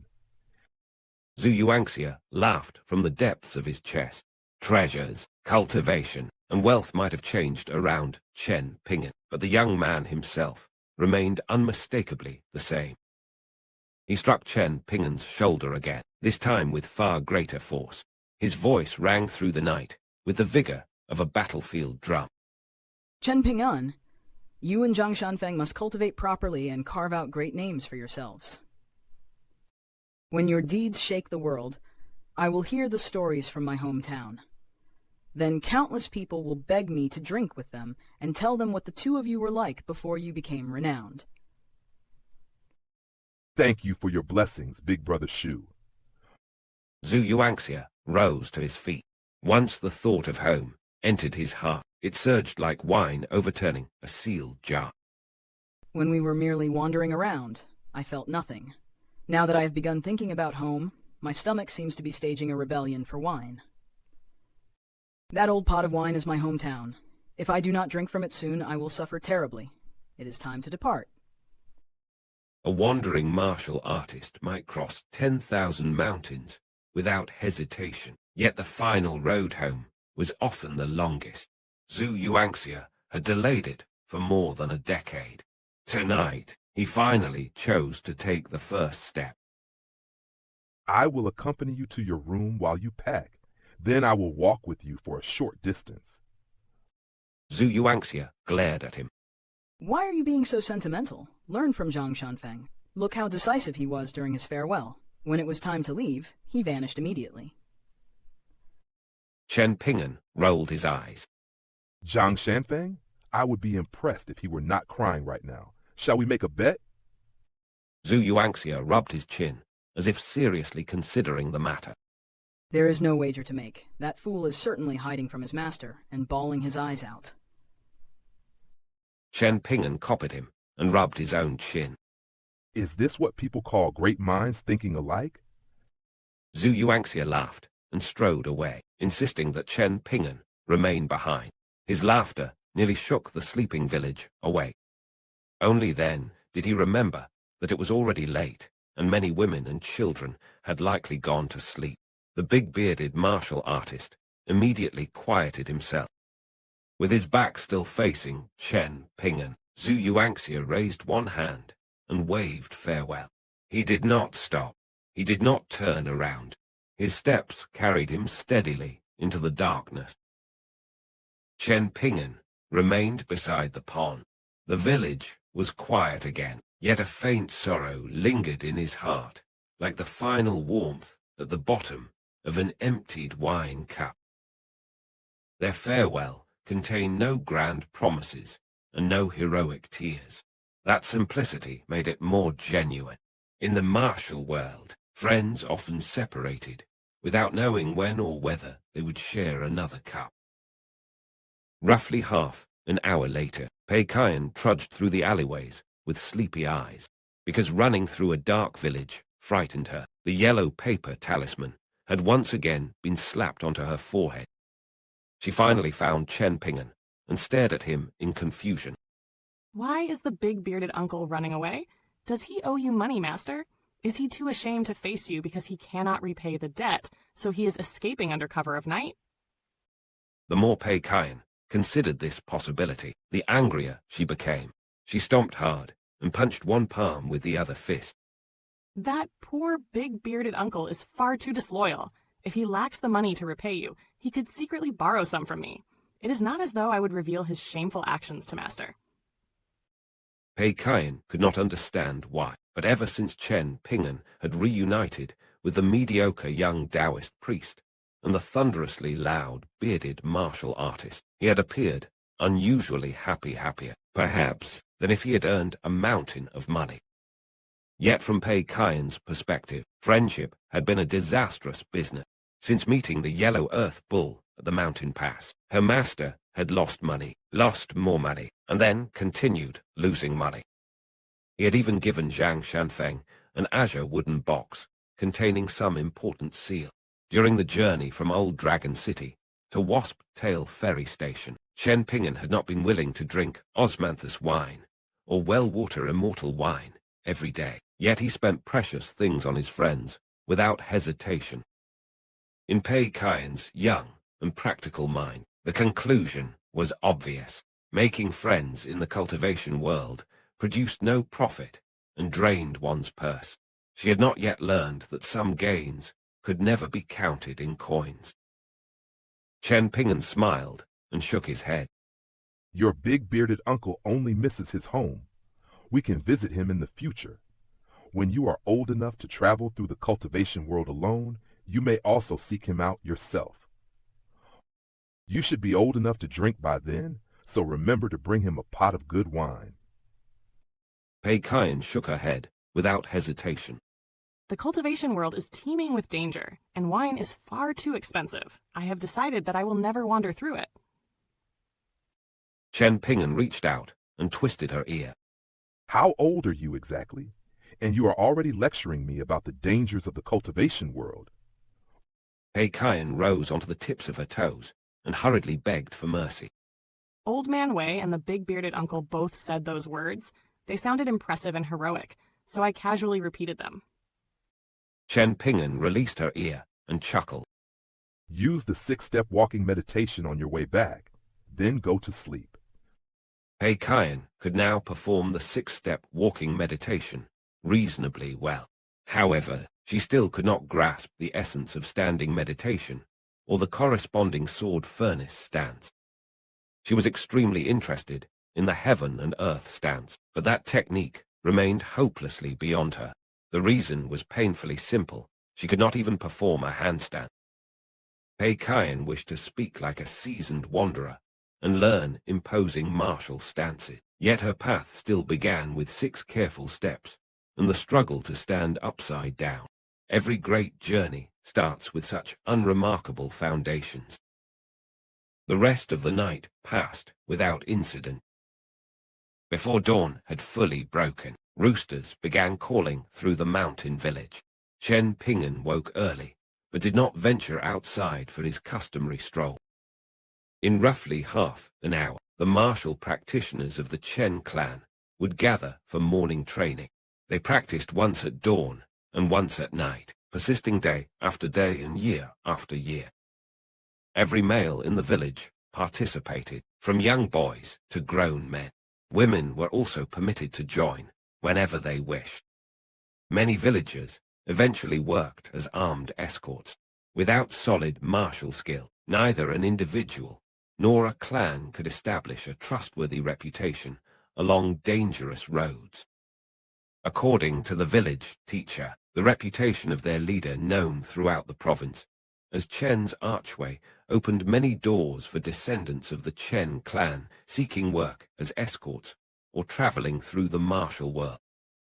When Chen Ping'an had passed the clan's training ground the previous day, he had not stopped to observe. Unlike his visit to the martial arts school, in the lotus flower-blessed land. He merely walked past. He had also warned the 4 martial artists from the lotus flower-blessed land, especially Liu Beixiang and Cui Dongshan, that they should avoid wandering around the village while openly carrying weapons. Strength did not grant a traveler permission to disregard local custom. Chen Ping'an understood that entering another person's home required restraint, whether that home was a grand sect, a royal capital, or a humble mountain village. That morning, Chen Ping'an and his companions gathered for breakfast. Once the congee was finished, they would leave the village and continue toward the capital of the Azure Phoenix Nation. Before departing the country, Chen Ping'an intended to witness the grand debate between Buddhism and Taoism, an event the emperor had devoted immense effort to organizing. Beyond Wasptail Ferry Station, at the border of 3 nations, another immortal ferry station stood in the eastern region of the Azure Phoenix Nation. According to rumors, it was slightly larger. News gathered at Wasptail Ferry Station had been grim. War and chaos were spreading through the Central Eastern, treasured vile continent, affecting mountain cultivators and ordinary people alike. Many intercontinental ships traveling toward the region had suspended their routes. Bamboo Scroll Lake had no ferry station of its own. The nearest alternatives were located within the heavily guarded capital of a nation, and inside a mountain immortal force. Both regions had been dragged into the raging wars. Great Lie's heavy cavalry trampled across the land, leaving shattered defenses and blood behind their iron advance. Therefore, Chen Ping'an planned to test his luck at the eastern ferry station of the Azure Phoenix Nation. If no ship could be found there, the journey to Bamboo Scroll Lake would have to be completed across an enormous distance on foot. The route ahead was no longer merely a matter of choosing the shortest road. War had transformed maps, ferry schedules, and cultivator territories into shifting hazards. Reaching Gukan might require Chen Ping'an to navigate forces far greater than any single traveler. As everyone sat around the table, eating congee, Chen Ping'an and his companions suddenly turned toward the courtyard outside the dining room. A snow-white figure drifted gracefully from the shadows beneath the corridor. Against the quiet courtyard, his immaculate robes were as striking as fresh snow beneath moonlight. The newcomer stopped and revealed a dazzling smile. He appeared to be a young boy in white, surrounded by an almost immortal air. In appearance alone, he seemed even more ethereal than Chen Ping'an. Pei Kian stared blankly at the uninvited guest. For reasons she could not explain, danger alarms erupted inside her mind. She immediately pulled out the treasure pagoda demon-suppressing talisman and slapped it onto her forehead. Chen Ping'an set down his chopsticks and released a quiet sigh. Wei Zion, Zhu Lion, Liu Beixiang, and Cui Dongshan were puzzled. Aside from the visitor's extraordinary appearance and clothing, they could perceive nothing about him. They could not determine his realm, his strength, or even whether he was a mountain cultivator or a pure martial artist. For experienced martial artists, being unable to sense an opponent was often more alarming than sensing overwhelming power. A visible mountain could be measured. A bottomless abyss could not. Chen Ping'an rose and walked toward the courtyard. He stopped beside the threshold, his expression carrying none of the warmth he had shown Zhu Yuanxia the previous night. Why did you come here? The white-robed boy's eyes instantly filled with tears. His lips trembled as though he had endured endless hardship and had finally reunited with the one person dearest to him. Then he rushed toward Chen Ping'an with open arms, seemingly determined to embrace him and lament the unbearable agony of their separation. Master! Your disciple arrived too late and allowed you to suffer so greatly. Cui Dongshan deserves to die 100 deaths to atone for his sins. Before the performance could reach its tearful climax, Chen Ping'an raised one foot. The kick landed cleanly. The repulsive disciple was launched backward before he could touch even the edge of Chen Ping'an's sleeve. Pei Kaian's eyes widened in complete astonishment. Where had this beautiful white-robed nuisance appeared from, and why was he calling Chen Ping'an his master? From her perspective, the situation was obvious and intolerable. This stranger had come to steal her master. Cui Dongshan spun countless times through the air. His enormous white sleeves unfurled and fluttered like layers of cloud, scattered by the outstretched hand of an immortal. One farewell had quietly ended beneath the moon. By breakfast, another troublesome fate had descended in white robes, and judging from Chen Ping'an's immediate kick, Cui Dongshan's arrival would bring anything but peace. The moment Cui Dongshan landed, he wiped the tears from his face and hurried toward Chen Ping'an.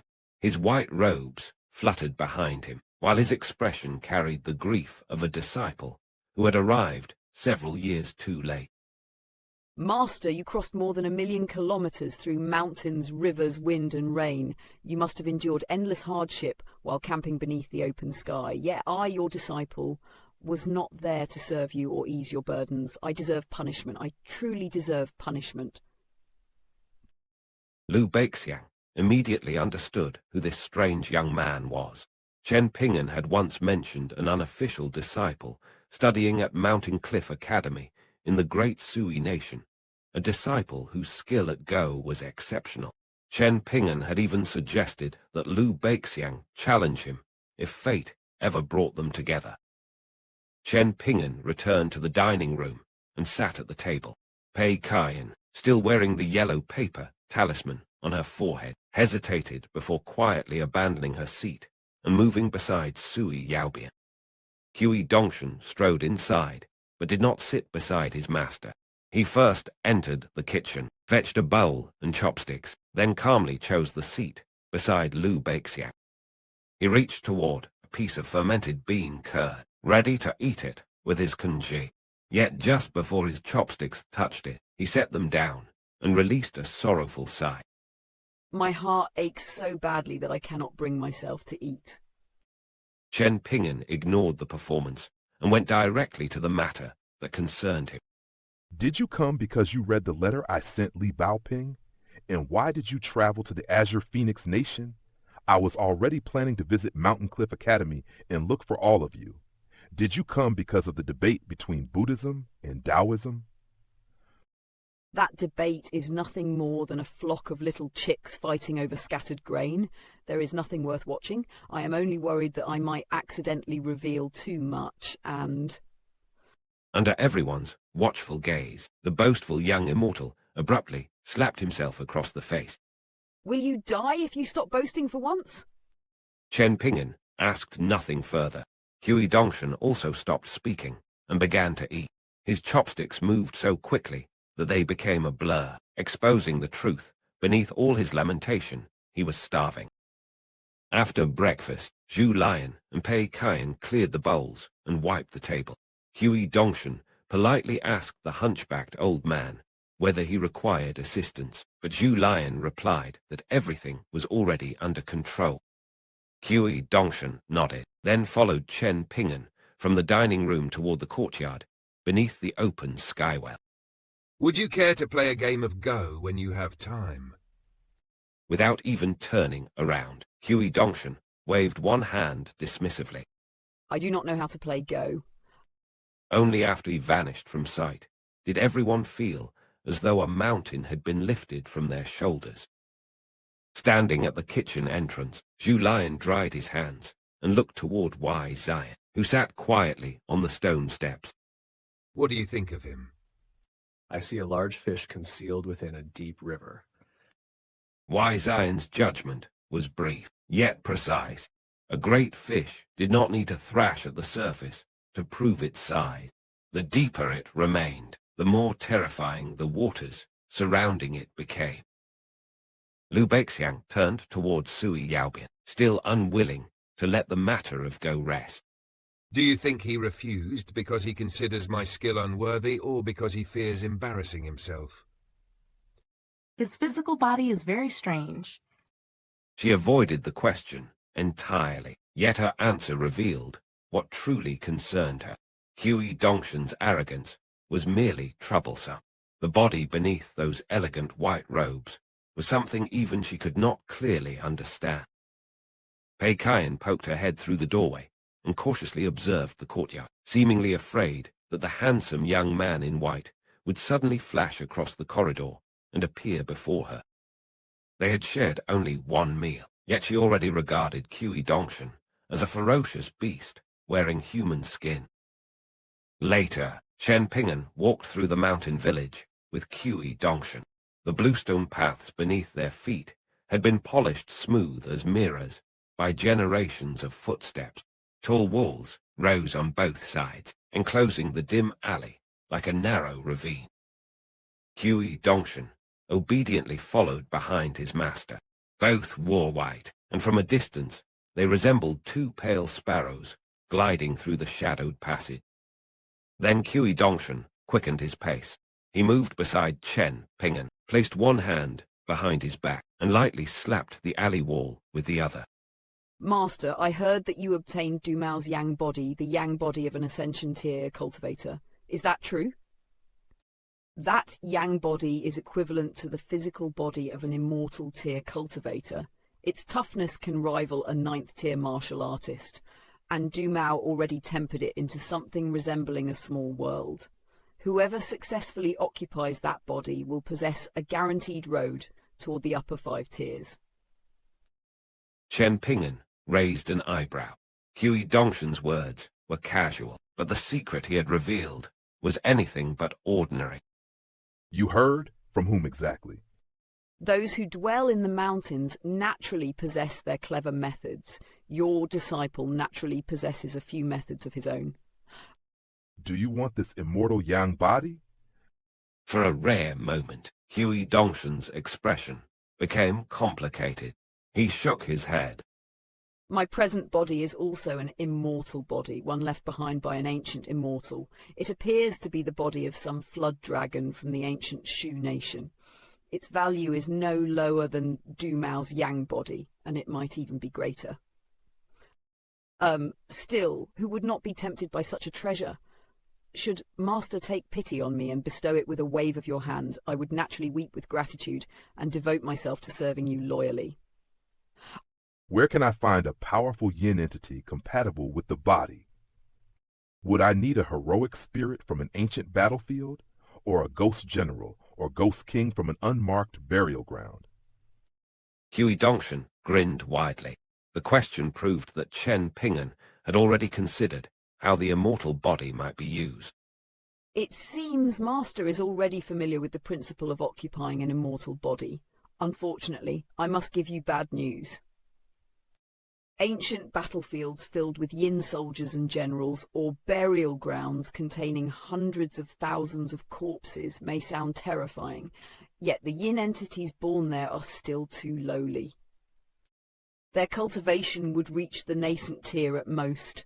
That is nowhere near enough to occupy and suppress an immortal body. Forcing such a yin entity inside would be like pouring boiling oil into a barrel of water. The soul and body would repel, corrode, and destroy one another. Ultimately, you must rely on your own ability and fortune to find a yin entity with sufficiently strong aptitude and affinity. Those qualities matter most. Its current cultivation base is not especially important. The problem was not merely finding a powerful ghost. It was finding a soul whose nature could endure an immortal vessel without being consumed by it. Cultivation could be increased later, but incompatibility between body and soul would turn a supreme opportunity into mutual annihilation. Chen Ping'an silently committed every word to memory.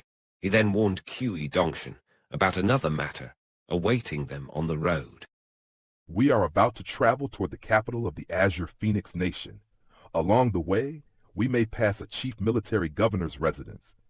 We might not visit him, but he may come looking for us. I am telling you in advance. Cui Dongshan cupped his hands and bowed respectfully. I will obey Master's instructions. I have no complaints.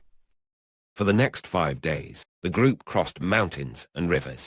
Cui Dongshan occasionally showered Chen Ping'an with shameless praise, but otherwise he barely interacted with Pei Kian or the 4 martial artists from the picture scrolls. After his extraordinary arrival, he behaved like the laziest and most ordinary follower imaginable. He ignored the Go matches between Liu Beixiang and Sui Yaobian. He never watched Pei Kian practice her deranged demon sword techniques. He did not help Zhu Lion cook. From dawn until night, Cui Dongshan did nothing but cheerfully trail behind Chen Ping'an. Yet his idleness was almost certainly deliberate. A truly mediocre person would seek chances to display value. Cui Dongshan concealed his knowledge, his cultivation, and even his interest in the others, leaving everyone unable to determine where his attention truly rested. On the 5th day, they reached a small county city, containing both a scholarly temple and a martial sage temple. The scholarly temple received few worshippers and little incense, while the martial sage temple overflowed with visitors and fragrant smoke. Rumor claimed that the martial sage temple was exceptionally effective at granting wealth. In a world where people bowed more readily for silver than for wisdom, its popularity was hardly surprising. The martial sage temple was boisterous during the day but peaceful after nightfall.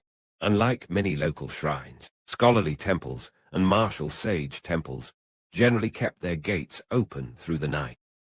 After resting in the county city, Chen Ping'an and Cui Dongshan decided to visit both temples under the darkness. Wai Zion and the others remained at the inn to protect Pei Kian. They entered the scholarly temple first. The deity honored there had once been an official in the prefecture and had brought prosperity to the surrounding region. After death, he received the posthumous title Wenjin, and scholarly temples throughout the area enshrined his statue. Their visit was not prompted by idle curiosity. Earlier, Chen Ping'an had stood on a distant mountain and gazed across the county city. Above 2 locations, he had vaguely seen dark clouds gathering, filled with murderous aura that slowly seeped through the streets below. Cui Dongshan had casually revealed the meaning behind this ominous phenomenon. The scholarly temple and martial sage temple have fallen into a sinister scheme. Certain cultivators are using both temples as gateways to channel away and steal someone's fortune.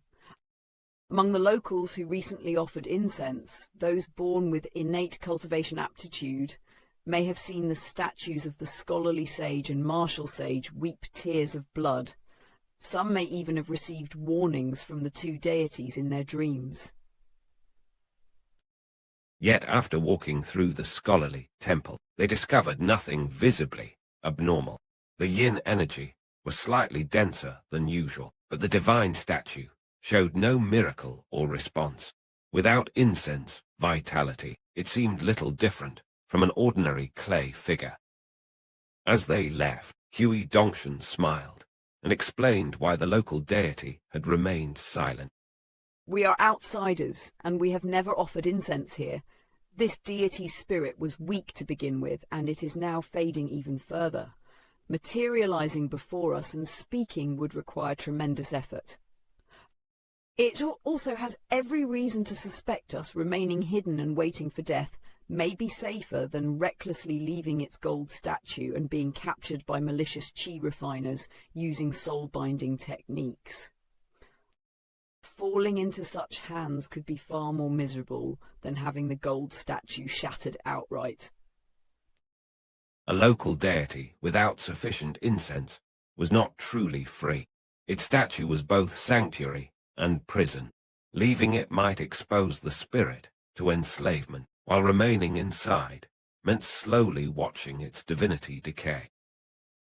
When they arrived at the martial sage temple, unease tightened around Chen Ping'an's heart. The temple was empty, and no worshippers remained. Yet when Chen Ping'an focused his gaze, he could still see thin strands of smoke curling upward from the countless incense sticks. At first glance, the incense appeared abundant and prosperous. Beneath that prosperity, however, flowed a thread of cold yin energy, like frost hidden inside warm spring mist. Chen Ping'an approached the great censer and pinched several remnants of incense between his fingers. They instantly collapsed into ash, releasing a faint but unmistakably foul aura. Cui Dongshan had already entered the main hall. With his hands behind his back, he carefully studied the 3-meter-tall golden statue. This was only a small county city, and its people lacked the wealth to lavishly gild their deities. The martial god's clay statue was therefore modest in size and splendor. The deity trapped inside had fallen into a deep slumber. Only 2 paths remained available: enter the dreams of local residents and officials to issue warnings, or endure the gradual contamination caused by incense from impure sources. When Chen Ping'an entered the hall, Cui Dongshan raised one hand and lightly flicked his sleeve. Master, you may use this opportunity to witness how martial fortune manifests within the world. The instant he finished speaking, a clear ding-dong echoed across Chen Ping'an's mind lake. Chen Ping'an looked upward. From high above, a single golden drop of water descended through emptiness and fell into the censer beneath the divine statue. Golden ripples spread outward in silent circles. He waited for a long time, but no second drop appeared. Cui Dongshan sniggered. That is the martial fortune of the Azure Phoenix Nation. If this were the former Lu Empire, any ordinary martial sage temple could produce drop after drop of golden rainwater until a flowing stream formed inside the censer. This has nothing to do with the deity's rank. It is determined entirely by the nation's lifespan and martial fortune. Ordinary chi refiners cannot see such a manifestation, even if they are powerful earth immortals. I happen to know several ancient secret techniques. I also learned some abilities concerning the Tao of gods and deities from the old man in the medicine shop of our small town. That is why I can reveal the nation's martial fortune before you. Before meeting Master, I passed through the Watercombing Nation, the Colourful Garment Nation, and several others. All of them were inferior to the Azure Phoenix Nation. The Azure Phoenix Nation can produce 1 drop of golden incense fluid every 15 minutes. Those weaker nations might require 30 or even 40 minutes for a single drop. Exactly 15 minutes later, a second golden drop descended into the censer. Chen Ping'an began to understand. Back in old Dragon City, the sword spirit had called Pei Kian a prodigy of martial fortune. That had been the first time he had ever heard such a title. Combined with Cui Dongshan's explanation, the mysteries slowly formed a clearer image. This ability resembled how the water goddess of the burial river judged the quality of incense offerings, or how spiritual plants in immortal mountains helped cultivators examine the fortunes of mountains and rivers. Martial fortune was not an empty reputation. It gathered from a nation's people, warriors, history, and future potential. In the hands of the right observer, a single golden drop could reveal the strength of an entire dynasty. Chen Ping'an smiled faintly. Are you waiting for me to ask about the martial sage temples of the great Li Empire? Cui Dongshan cupped his hands and lowered his head with a chuckle. Master truly sees through every worldly matter. You have wandered the world for only a few years, yet your perception is already so sharp, as expected of a divine prodigy, as expected of an immortal being. Chen Ping'an glanced at him. After a moment of hesitation, he asked about another empire. Would the martial fortune of the great Duan Empire, the empire with the martial goddess, appear even more magnificent than that of Yulu's former Lu Empire? Cui Dongshan laughed loudly. Naturally, otherwise, why would the divinely wealthy Liu clan of the pure white continent place its wager on the great Yuan Empire?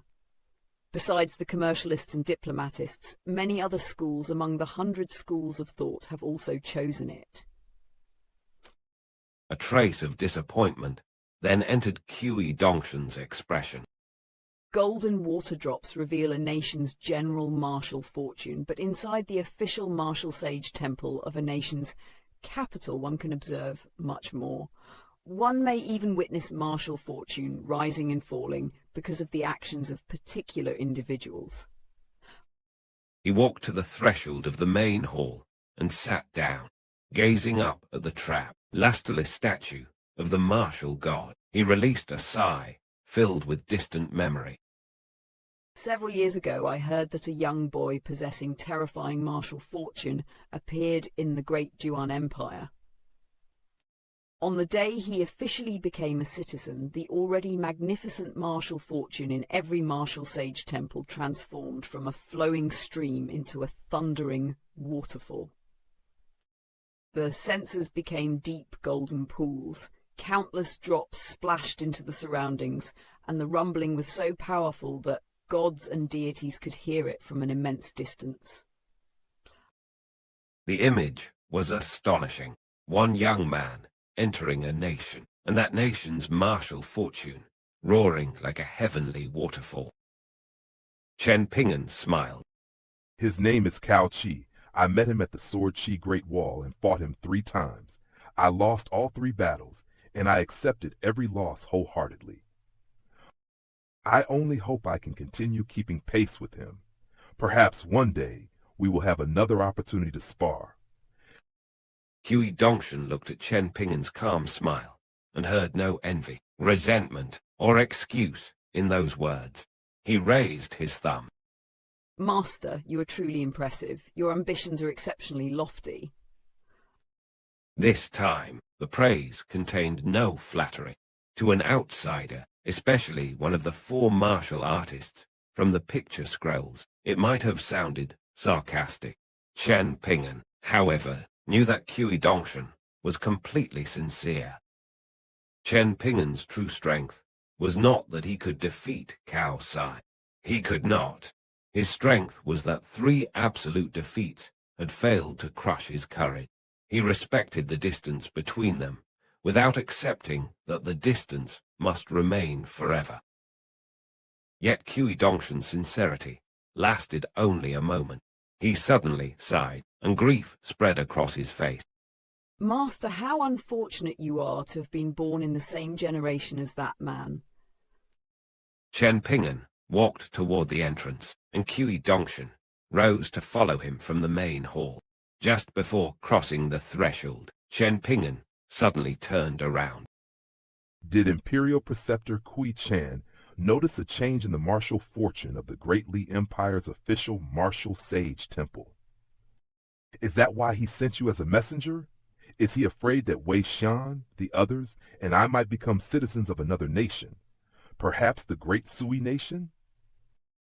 This time, Cui Dongshan offered no praise and no theatrical evasion. He simply nodded. The old divine lord over there received information that you are about to begin cultivating as a qi refiner and must refine bonded items. The imperial preceptor proposes a transaction. Wei Xian, Su Yubian, Julian and Liu Baixiang will become citizens of the Great Li Empire. In return, the Great Li Empire will assist with refining 5-colored soil into one of your bonded items. The Empire will reveal the final locations chosen for the 5 mountains of the eastern treasured Vile continent. It will also prepare 5 kilograms of soil taken from the roots of each mountain. That amount will be sufficient for Master to refine the bonded item twice. Before Chen Ping'an could respond, Cui Dongshan continued, explaining why the offer did not require an immediate decision about the distant future. It is urgent that you refine your second bonded item, but there is no need to panic. Cloud Drape Mountain has already become the northern mountain under Wei Weibo's rule. While there are only preliminary indications regarding the southern mountain, that Fan Junmao will govern. The Imperial Song Clan has candidates in mind for the Central, Eastern and Western Mountains, but those appointments may not succeed for another 10 or 20 years. This delay is actually beneficial. Refining the 5-coloured soil now will be much easier than doing so in the future. You have only just stepped onto the path of qi refinement, so there is no need to begin with bonded items of excessively high quality. Once the 5 mountains are formally recognized by the Great Li Imperial Court and by the Confucian school of the Middle Earth Divine Continent, they will become linked with the fortune of the entire Eastern Treasured Vile continent. When that happens, the quality of your bonded item will naturally rise by leaps and bounds. The offer was cunningly designed.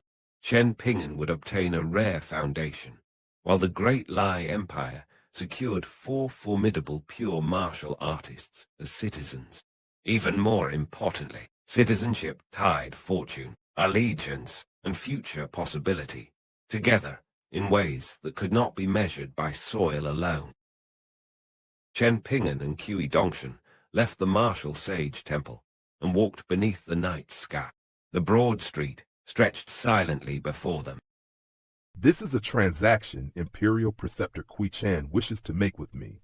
But what do you think, Cui Dongshan? Cui Dongshan stopped walking. Are you willing to trust me, Master? No, but I still want to hear your opinion, even if it is a lie. Cui Dongshan could not help laughing. He thought for a moment before answering. Then please listen to several of your disciples' lies. In my eyes, allowing the 4 of them to become Great Li citizens offers countless benefits and no harm to you. You may use this as the starting point for negotiations and obtain 5 kilograms of 5-coloured soil from each of the 5 mountains. As for whether you later change your own citizenship from the Great Li Empire to the Great Sui Nation or some other place, you may decide after the 5 mountains receive official recognition. Whatever you choose to do during that time, and whether you ultimately refine the 5-coloured soil into a bonded item or not, obtaining it remains a definite benefit. In simpler words, accept the benefits first. Cui Dongshan's advice followed a ruthless but practical principle. Secure what cannot harm you now, and postpone irreversible choices until the board becomes clearer. Yet Chen Ping'an knew that gifts from an empire rarely remained mere gifts. Chen Ping'an remained silent and continued walking. Only after several steps did he realize that Cui Dongshan was still standing behind him. When Chen Ping'an looked back, Cui Dongshan chuckled. I will investigate the unfortunate circumstances surrounding the Scholarly Temple and Martial Sage Temple tonight. If sinister cultivators or demons are causing trouble, I will deliver justice on behalf of the heavens and earn hidden virtue for Master. But if the calamity was created by impure teachings and the sins of the local residents themselves, then please permit me to stand aside. We will allow the 2 temples to determine their own fates. That is fine. Chen Ping'an turned and prepared to return to the inn. Master! Chen Ping'an turned around once more. What is it? Cui Dongshan stood on the steps before the martial sage temple, his expression filled with righteous indignation. Those 4 pure martial artists are as insignificant as ants, yet they dare behave so disrespectfully toward you, despite being your subordinates. For the past few days, I have conducted myself according to the proper duties of a disciple. I could only watch their disgraceful behavior without speaking. The experience has devastated my heart. I beseech you, Master, from tomorrow onward, please allow me to educate them properly. Chen Ping'an smiled. How do you intend to teach them? Cui Dongshan straightened his back, standing beneath the temple plaque like an upright scholar, defending the laws of heaven. I will naturally follow Master's teachings and educate them through reason and virtue. Chen Ping'an offered no response. He turned and hastened toward the inn, as though remaining even one breath longer might force him to witness exactly what Cui Dongshan considered reason and virtue. As he walked, his thoughts returned to the same unanswered question. Why had Cui Dongshan suddenly abandoned Mountain Cliff Academy in the great Sui nation and traveled all the way here? Du Mao's immortal body was coveted by countless people. Imperial preceptor Hui Chan had proposed a transaction involving Great Lai citizenship and five-colored soil. Meanwhile, an unseen undercurrent flowed beneath the coming debate between Buddhism and Taoism in the capital of the Azure Phoenix Nation. Chen Ping'an sensed that Cui Dongshan had come because of all three matters. Yet his instincts told him that none of them was the true reason. Cui Dongshan had revealed enough truths to explain his presence, but not enough to expose his purpose. The immortal body, the imperial transaction, and the religious debate were three visible stones on the board. The move connecting them remained hidden. Far behind his master, Cui Dongshan turned back toward the martial sage temple. He climbed the stone steps, yawned lazily, and disappeared into the darkened hall. Whatever had drawn him from Mountain Cliff Academy, the night had only just begun, and beneath the silent temple incense, the first threads of a much larger scheme were already tightening. When Chen Ping'an returned to the small inn, the night had already deepened, yet several lamps still burned behind closed doors. Pei Kian had not slept. A yellow paper talisman clung crookedly to her forehead as she puffed at its lower edge, amusing herself by making it flutter. In another room, Wei Ziyan, Sui Yaobian, Zhu Lian, and Lu Beixiang had gathered together, silently awaiting the outcome of his journey. Chen Ping'an found their vigilance slightly strained. From the heartland of Parasol Leaf Continent to the southeastern reaches of eastern treasured Vile Continent, they had crossed mountains, seas, and battlefields where a single mistake meant death. Compared with those trials, the scholarly temple and martial sage temple of an insignificant county city should have been no more than ripples in a shallow pond. Even if sinister winds screamed through the streets and demonic rain hammered the rooftops, such disturbances were unlikely to become a true calamity. Then understanding dawned upon him. Tonight might be the first time Cui Dongshan truly revealed his methods before the four martial artists. Their interest was not directed at the county's temples. It was directed at the white-robed young man whose depths none of them could measure. For warriors who had survived, by judging strength, learning the limits of such a person was no idle curiosity. It was a matter of survival. After Chen Ping'an sat down, Zhu Lian approached with a respectful smile and placed a cup of hot tea before him. Someone did tamper with both the scholarly temple and the martial sage temple. Cui Dongshan will handle it. Our departure tomorrow will not be delayed. Among the four martial artists, Sui Yaobian had always been the most direct. She had no desire to circle around a question when a single sword thrust would reach its heart. Is Cui Dongshan truly your disciple? Chen Ping'an patted Pei Kian on the head and told her to return to the neighboring room. The little girl immediately clutched the talisman on her forehead, as though it were the last ward protecting her life. I can't sleep. I'm afraid of ghosts. I always kick away my blanket. So what happens if this talisman comes loose and falls somewhere? Wouldn't the ghosts and demons seize that chance to attack me? And then how could I protect Big Sister Sui? Chen Ping'an had once explained many talisman taboos to her. When crossing lonely mountains or dangerous rivers, a proper talisman could deter sinister creatures and force lesser deities and wandering ghosts to keep their distance. Yet a talisman was also a lamp burning in darkness. Malicious ghosts that did not fear yang energy might be drawn toward its radiance, their hatred sharpened by the sight of a mortal carrying treasures they coveted. Protection and danger were often separated by only a single line. A tool powerful enough to frighten the weak could also announce one's presence to the strong. With that thought, Chen Ping'an did not force Pei Kaiyan to leave. He turned toward Sui Yaobian and answered without concealment.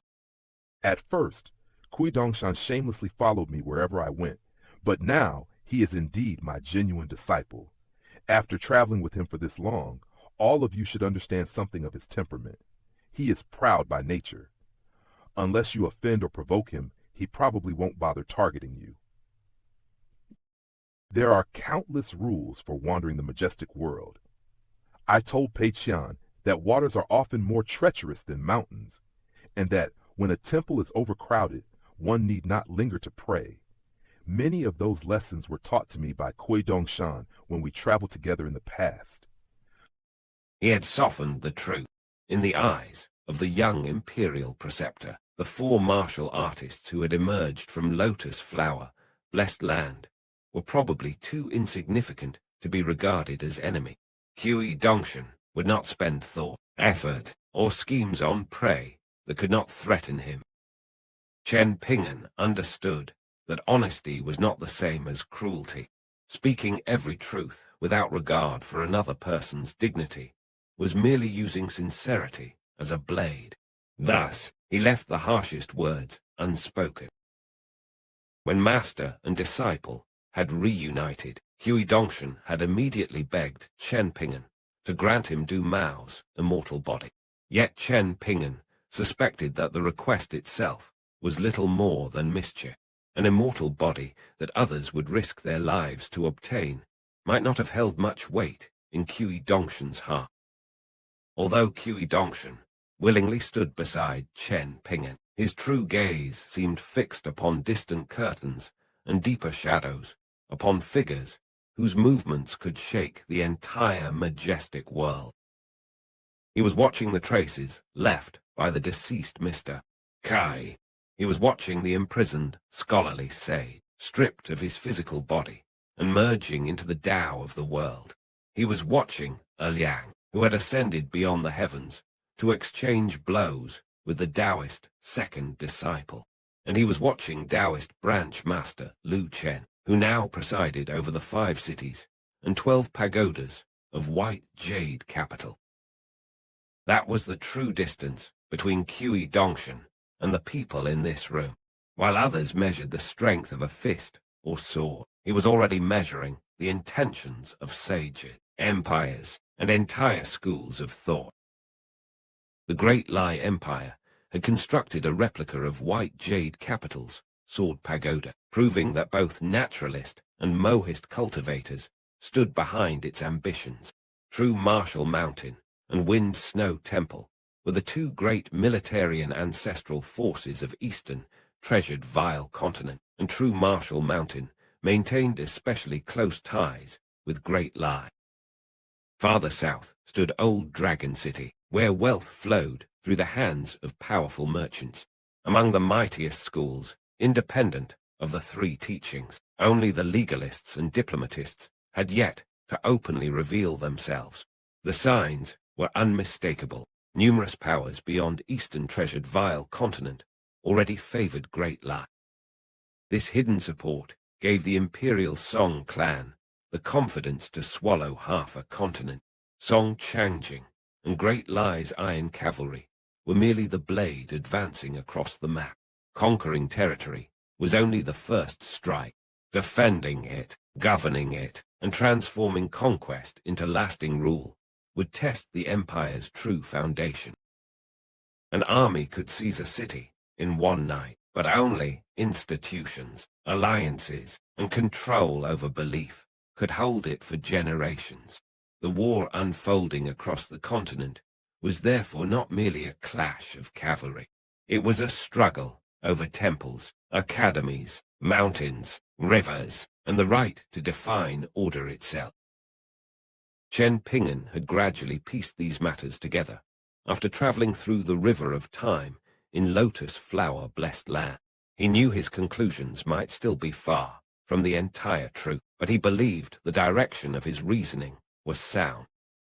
Great Lai's southward expedition resembled an immense game of Go, in which countless powers placed stones upon the same board, and the one helping the imperial Song clan read every corner, calculate every exchange, and preserve the initiative was none other than the white-robed young immortal who had entered the martial sage temple alone.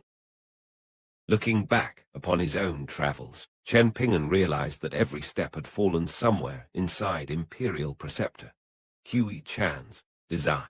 From Great Sui Nation and its northern vassal, Yellow Court Nation, through colorful Garment Nation, Ancient Elm Nation, and Water Combing Nation in the central region, all the way to Old Dragon City in the south. He had never once left that vast Go board. Cui Chan and Cui Dongshan were two halves of one divided soul, one inhabiting an older body, the other a younger form. Yet after arranging so much, both halves had seemingly ceased paying attention to Chen Ping'an. Whether that meant Chen Ping'an had become irrelevant or had finally stepped beyond their calculations remained uncertain. In my view, the latter possibility was far more dangerous, because a chess piece ignored by the player might one day become the only stone capable of overturning the board. Lu Beixiang smiled faintly. His expression remained relaxed, but his question carried the careful interest of a strategist examining an unknown opponent. Is Mr. Cui a cultivator with an unfathomably profound cultivation base? Has he returned to a state of natural simplicity? Chen Ping'an considered the question, yet discovered that even he could not provide a clear answer. He was once a proper Confucian disciple of Eastern treasured Vile continent. Later he left his homeland and traveled to Middle-earth divine continent to pursue knowledge. His cultivation used to be extremely high, but it suffered a severe decline afterward. I cannot see his present realm, and I never asked him. Zhu Lion narrowed his eyes in a genial smile. Beneath that harmless expression, however, the old martial artist's curiosity was already circling Cui Dongshan like a testing fist. Young master once said that mighty cultivators possess physiques no weaker than pure martial artists of the three mind tempering tiers, the 7th through 9th tiers. I am curious about Mr. Kuai's fist techniques. If he combines his cultivation with immortal treasures, could he shatter Wei Shan's dew armor? Chen Ping'an smiled. He would not restrain their curiosity, but neither would he shelter them from the price of satisfying it. Let me make this clear. You may probe or challenge Cui Dongshan whenever you wish. I will not stop you. But whatever happens afterward, you must bear the consequences yourselves. It was permission without protection. Chen Ping'an knew that martial artists advanced by confronting stronger opponents, but he also knew Cui Dongshan was not an ordinary whetstone. A careless challenge might sharpen one's resolve or crush it completely. Pei Kian lowered her voice, believing herself clever enough to avoid the coming storm. I certainly don't dare compete with him for the position of opening disciple. From now on, I'll simply call him senior brother. The door flew open without warning. Cui Dongshan strode inside in flowing white robes, his face twisted with theatrical fury. Little girl, why are you insulting people behind their backs? Who are you calling senior brother? You're the bloody senior brother. Can you not speak properly? Pei Kian's face instantly drained of color. Cui Dongshan's reasoning was incomprehensible, his anger even more so, and that only made him more frightening. What happened at the martial sage temple? Cui Dongshan poured himself a cup of tea, emptied it in one swallow, and immediately replaced his anger with a radiant smile. Everything has been settled. I met the masterminds behind both temples, and they were remarkably good-tempered and easy to reason with. Had I not hurried back to report to Master, the two temple deities might have summoned the mountain lords, dug up their finest buried wine, and invited me to drink until sunrise. Who was behind it? A wealthy local who fears death and dreams of stealing another 20 or 30 years of life. One of his descendants joined an immortal cultivation force in Azure Phoenix Nation. Unfortunately, he learned none of its virtues and gathered every bad habit he could find. The fellow mastered only the crudest heretical techniques, yet dared to tamper with fate. He disrupted the fortune of the entire region and attempted to refine that stolen fortune into another person's lifespan. The method was crude, but its cruelty was unmistakable. To extend one rich man's life, countless ordinary people would unknowingly bear the loss. This was cultivation stripped of restraint, using power not to transcend fate, but to force the weak to pay one's debt to heaven. Once the area's fortune fell into disorder, conflict naturally erupted between the scholarly temple and the martial sage temple. Cultivators who learn a few immortal arts, especially so-called prodigies from minor forces, often possess tempers far greater than their abilities. After a small dispute, that heretical descendant even attempted to steal the deity's golden statues. I hear the imperial courts of Fortune Mountain Nation and much of southeastern Eastern Treasured Vile continent have already raided and closed many unlawful temples. Even so, fragments taken from golden statues remain in greater demand than supply. The fact that someone dared interfere with the incense offerings of these two temples shows how wantonly the local cultivators behave. Still, they stopped short of provoking the Confucian academies into sending virtuous scholars to execute them. Had the young cultivator and his backers planned more carefully, the entire affair might have been resolved inside the imperial study of Azure Phoenix Nation. Lakeview Academy would never have heard a whisper. Chen Ping'an's expression darkened. He lifted the sword, nurturing good, and took a small sip of medicinal wine. The bitterness on his tongue was nothing compared with the bitter truth behind Cui Dongshan's words. What disturbed Chen Ping'an was not merely the wickedness of one cultivator. It was the ease with which wealth, influence, and sect connections could conceal such wickedness. When wrongdoing could be negotiated away in a palace, justice itself became another treasure to be bought and sold. Cui Dongshan appeared not to notice his master's stern gaze. Smiling as broadly as before, he continued speaking. Mountain and river deities have their own fates and fortunes, shaped by whether their deeds are virtuous or corrupt. What happened tonight merely hastened an outcome that was already inevitable.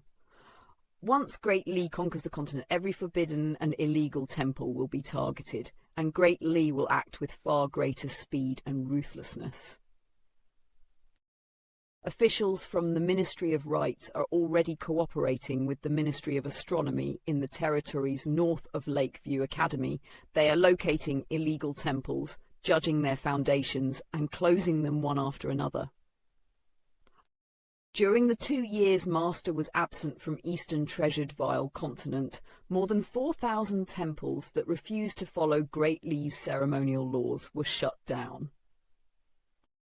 And those were only the temples spread across 62 nations, south of Yellow Court Nation, north of Colourful Garment Nation, and above the Great Dragon Channel. Great Li officials accepted benefits and showed leniency to many temples. Without that corruption, the number could easily have surpassed 8,000. 4,000 temples sounded like a cleansing of superstition, yet it was also the redrawing of spiritual authority. Great Li was not merely destroying old incense roots, it was deciding which gods could remain, which rites were lawful, and whose name would stand behind every mountain and river.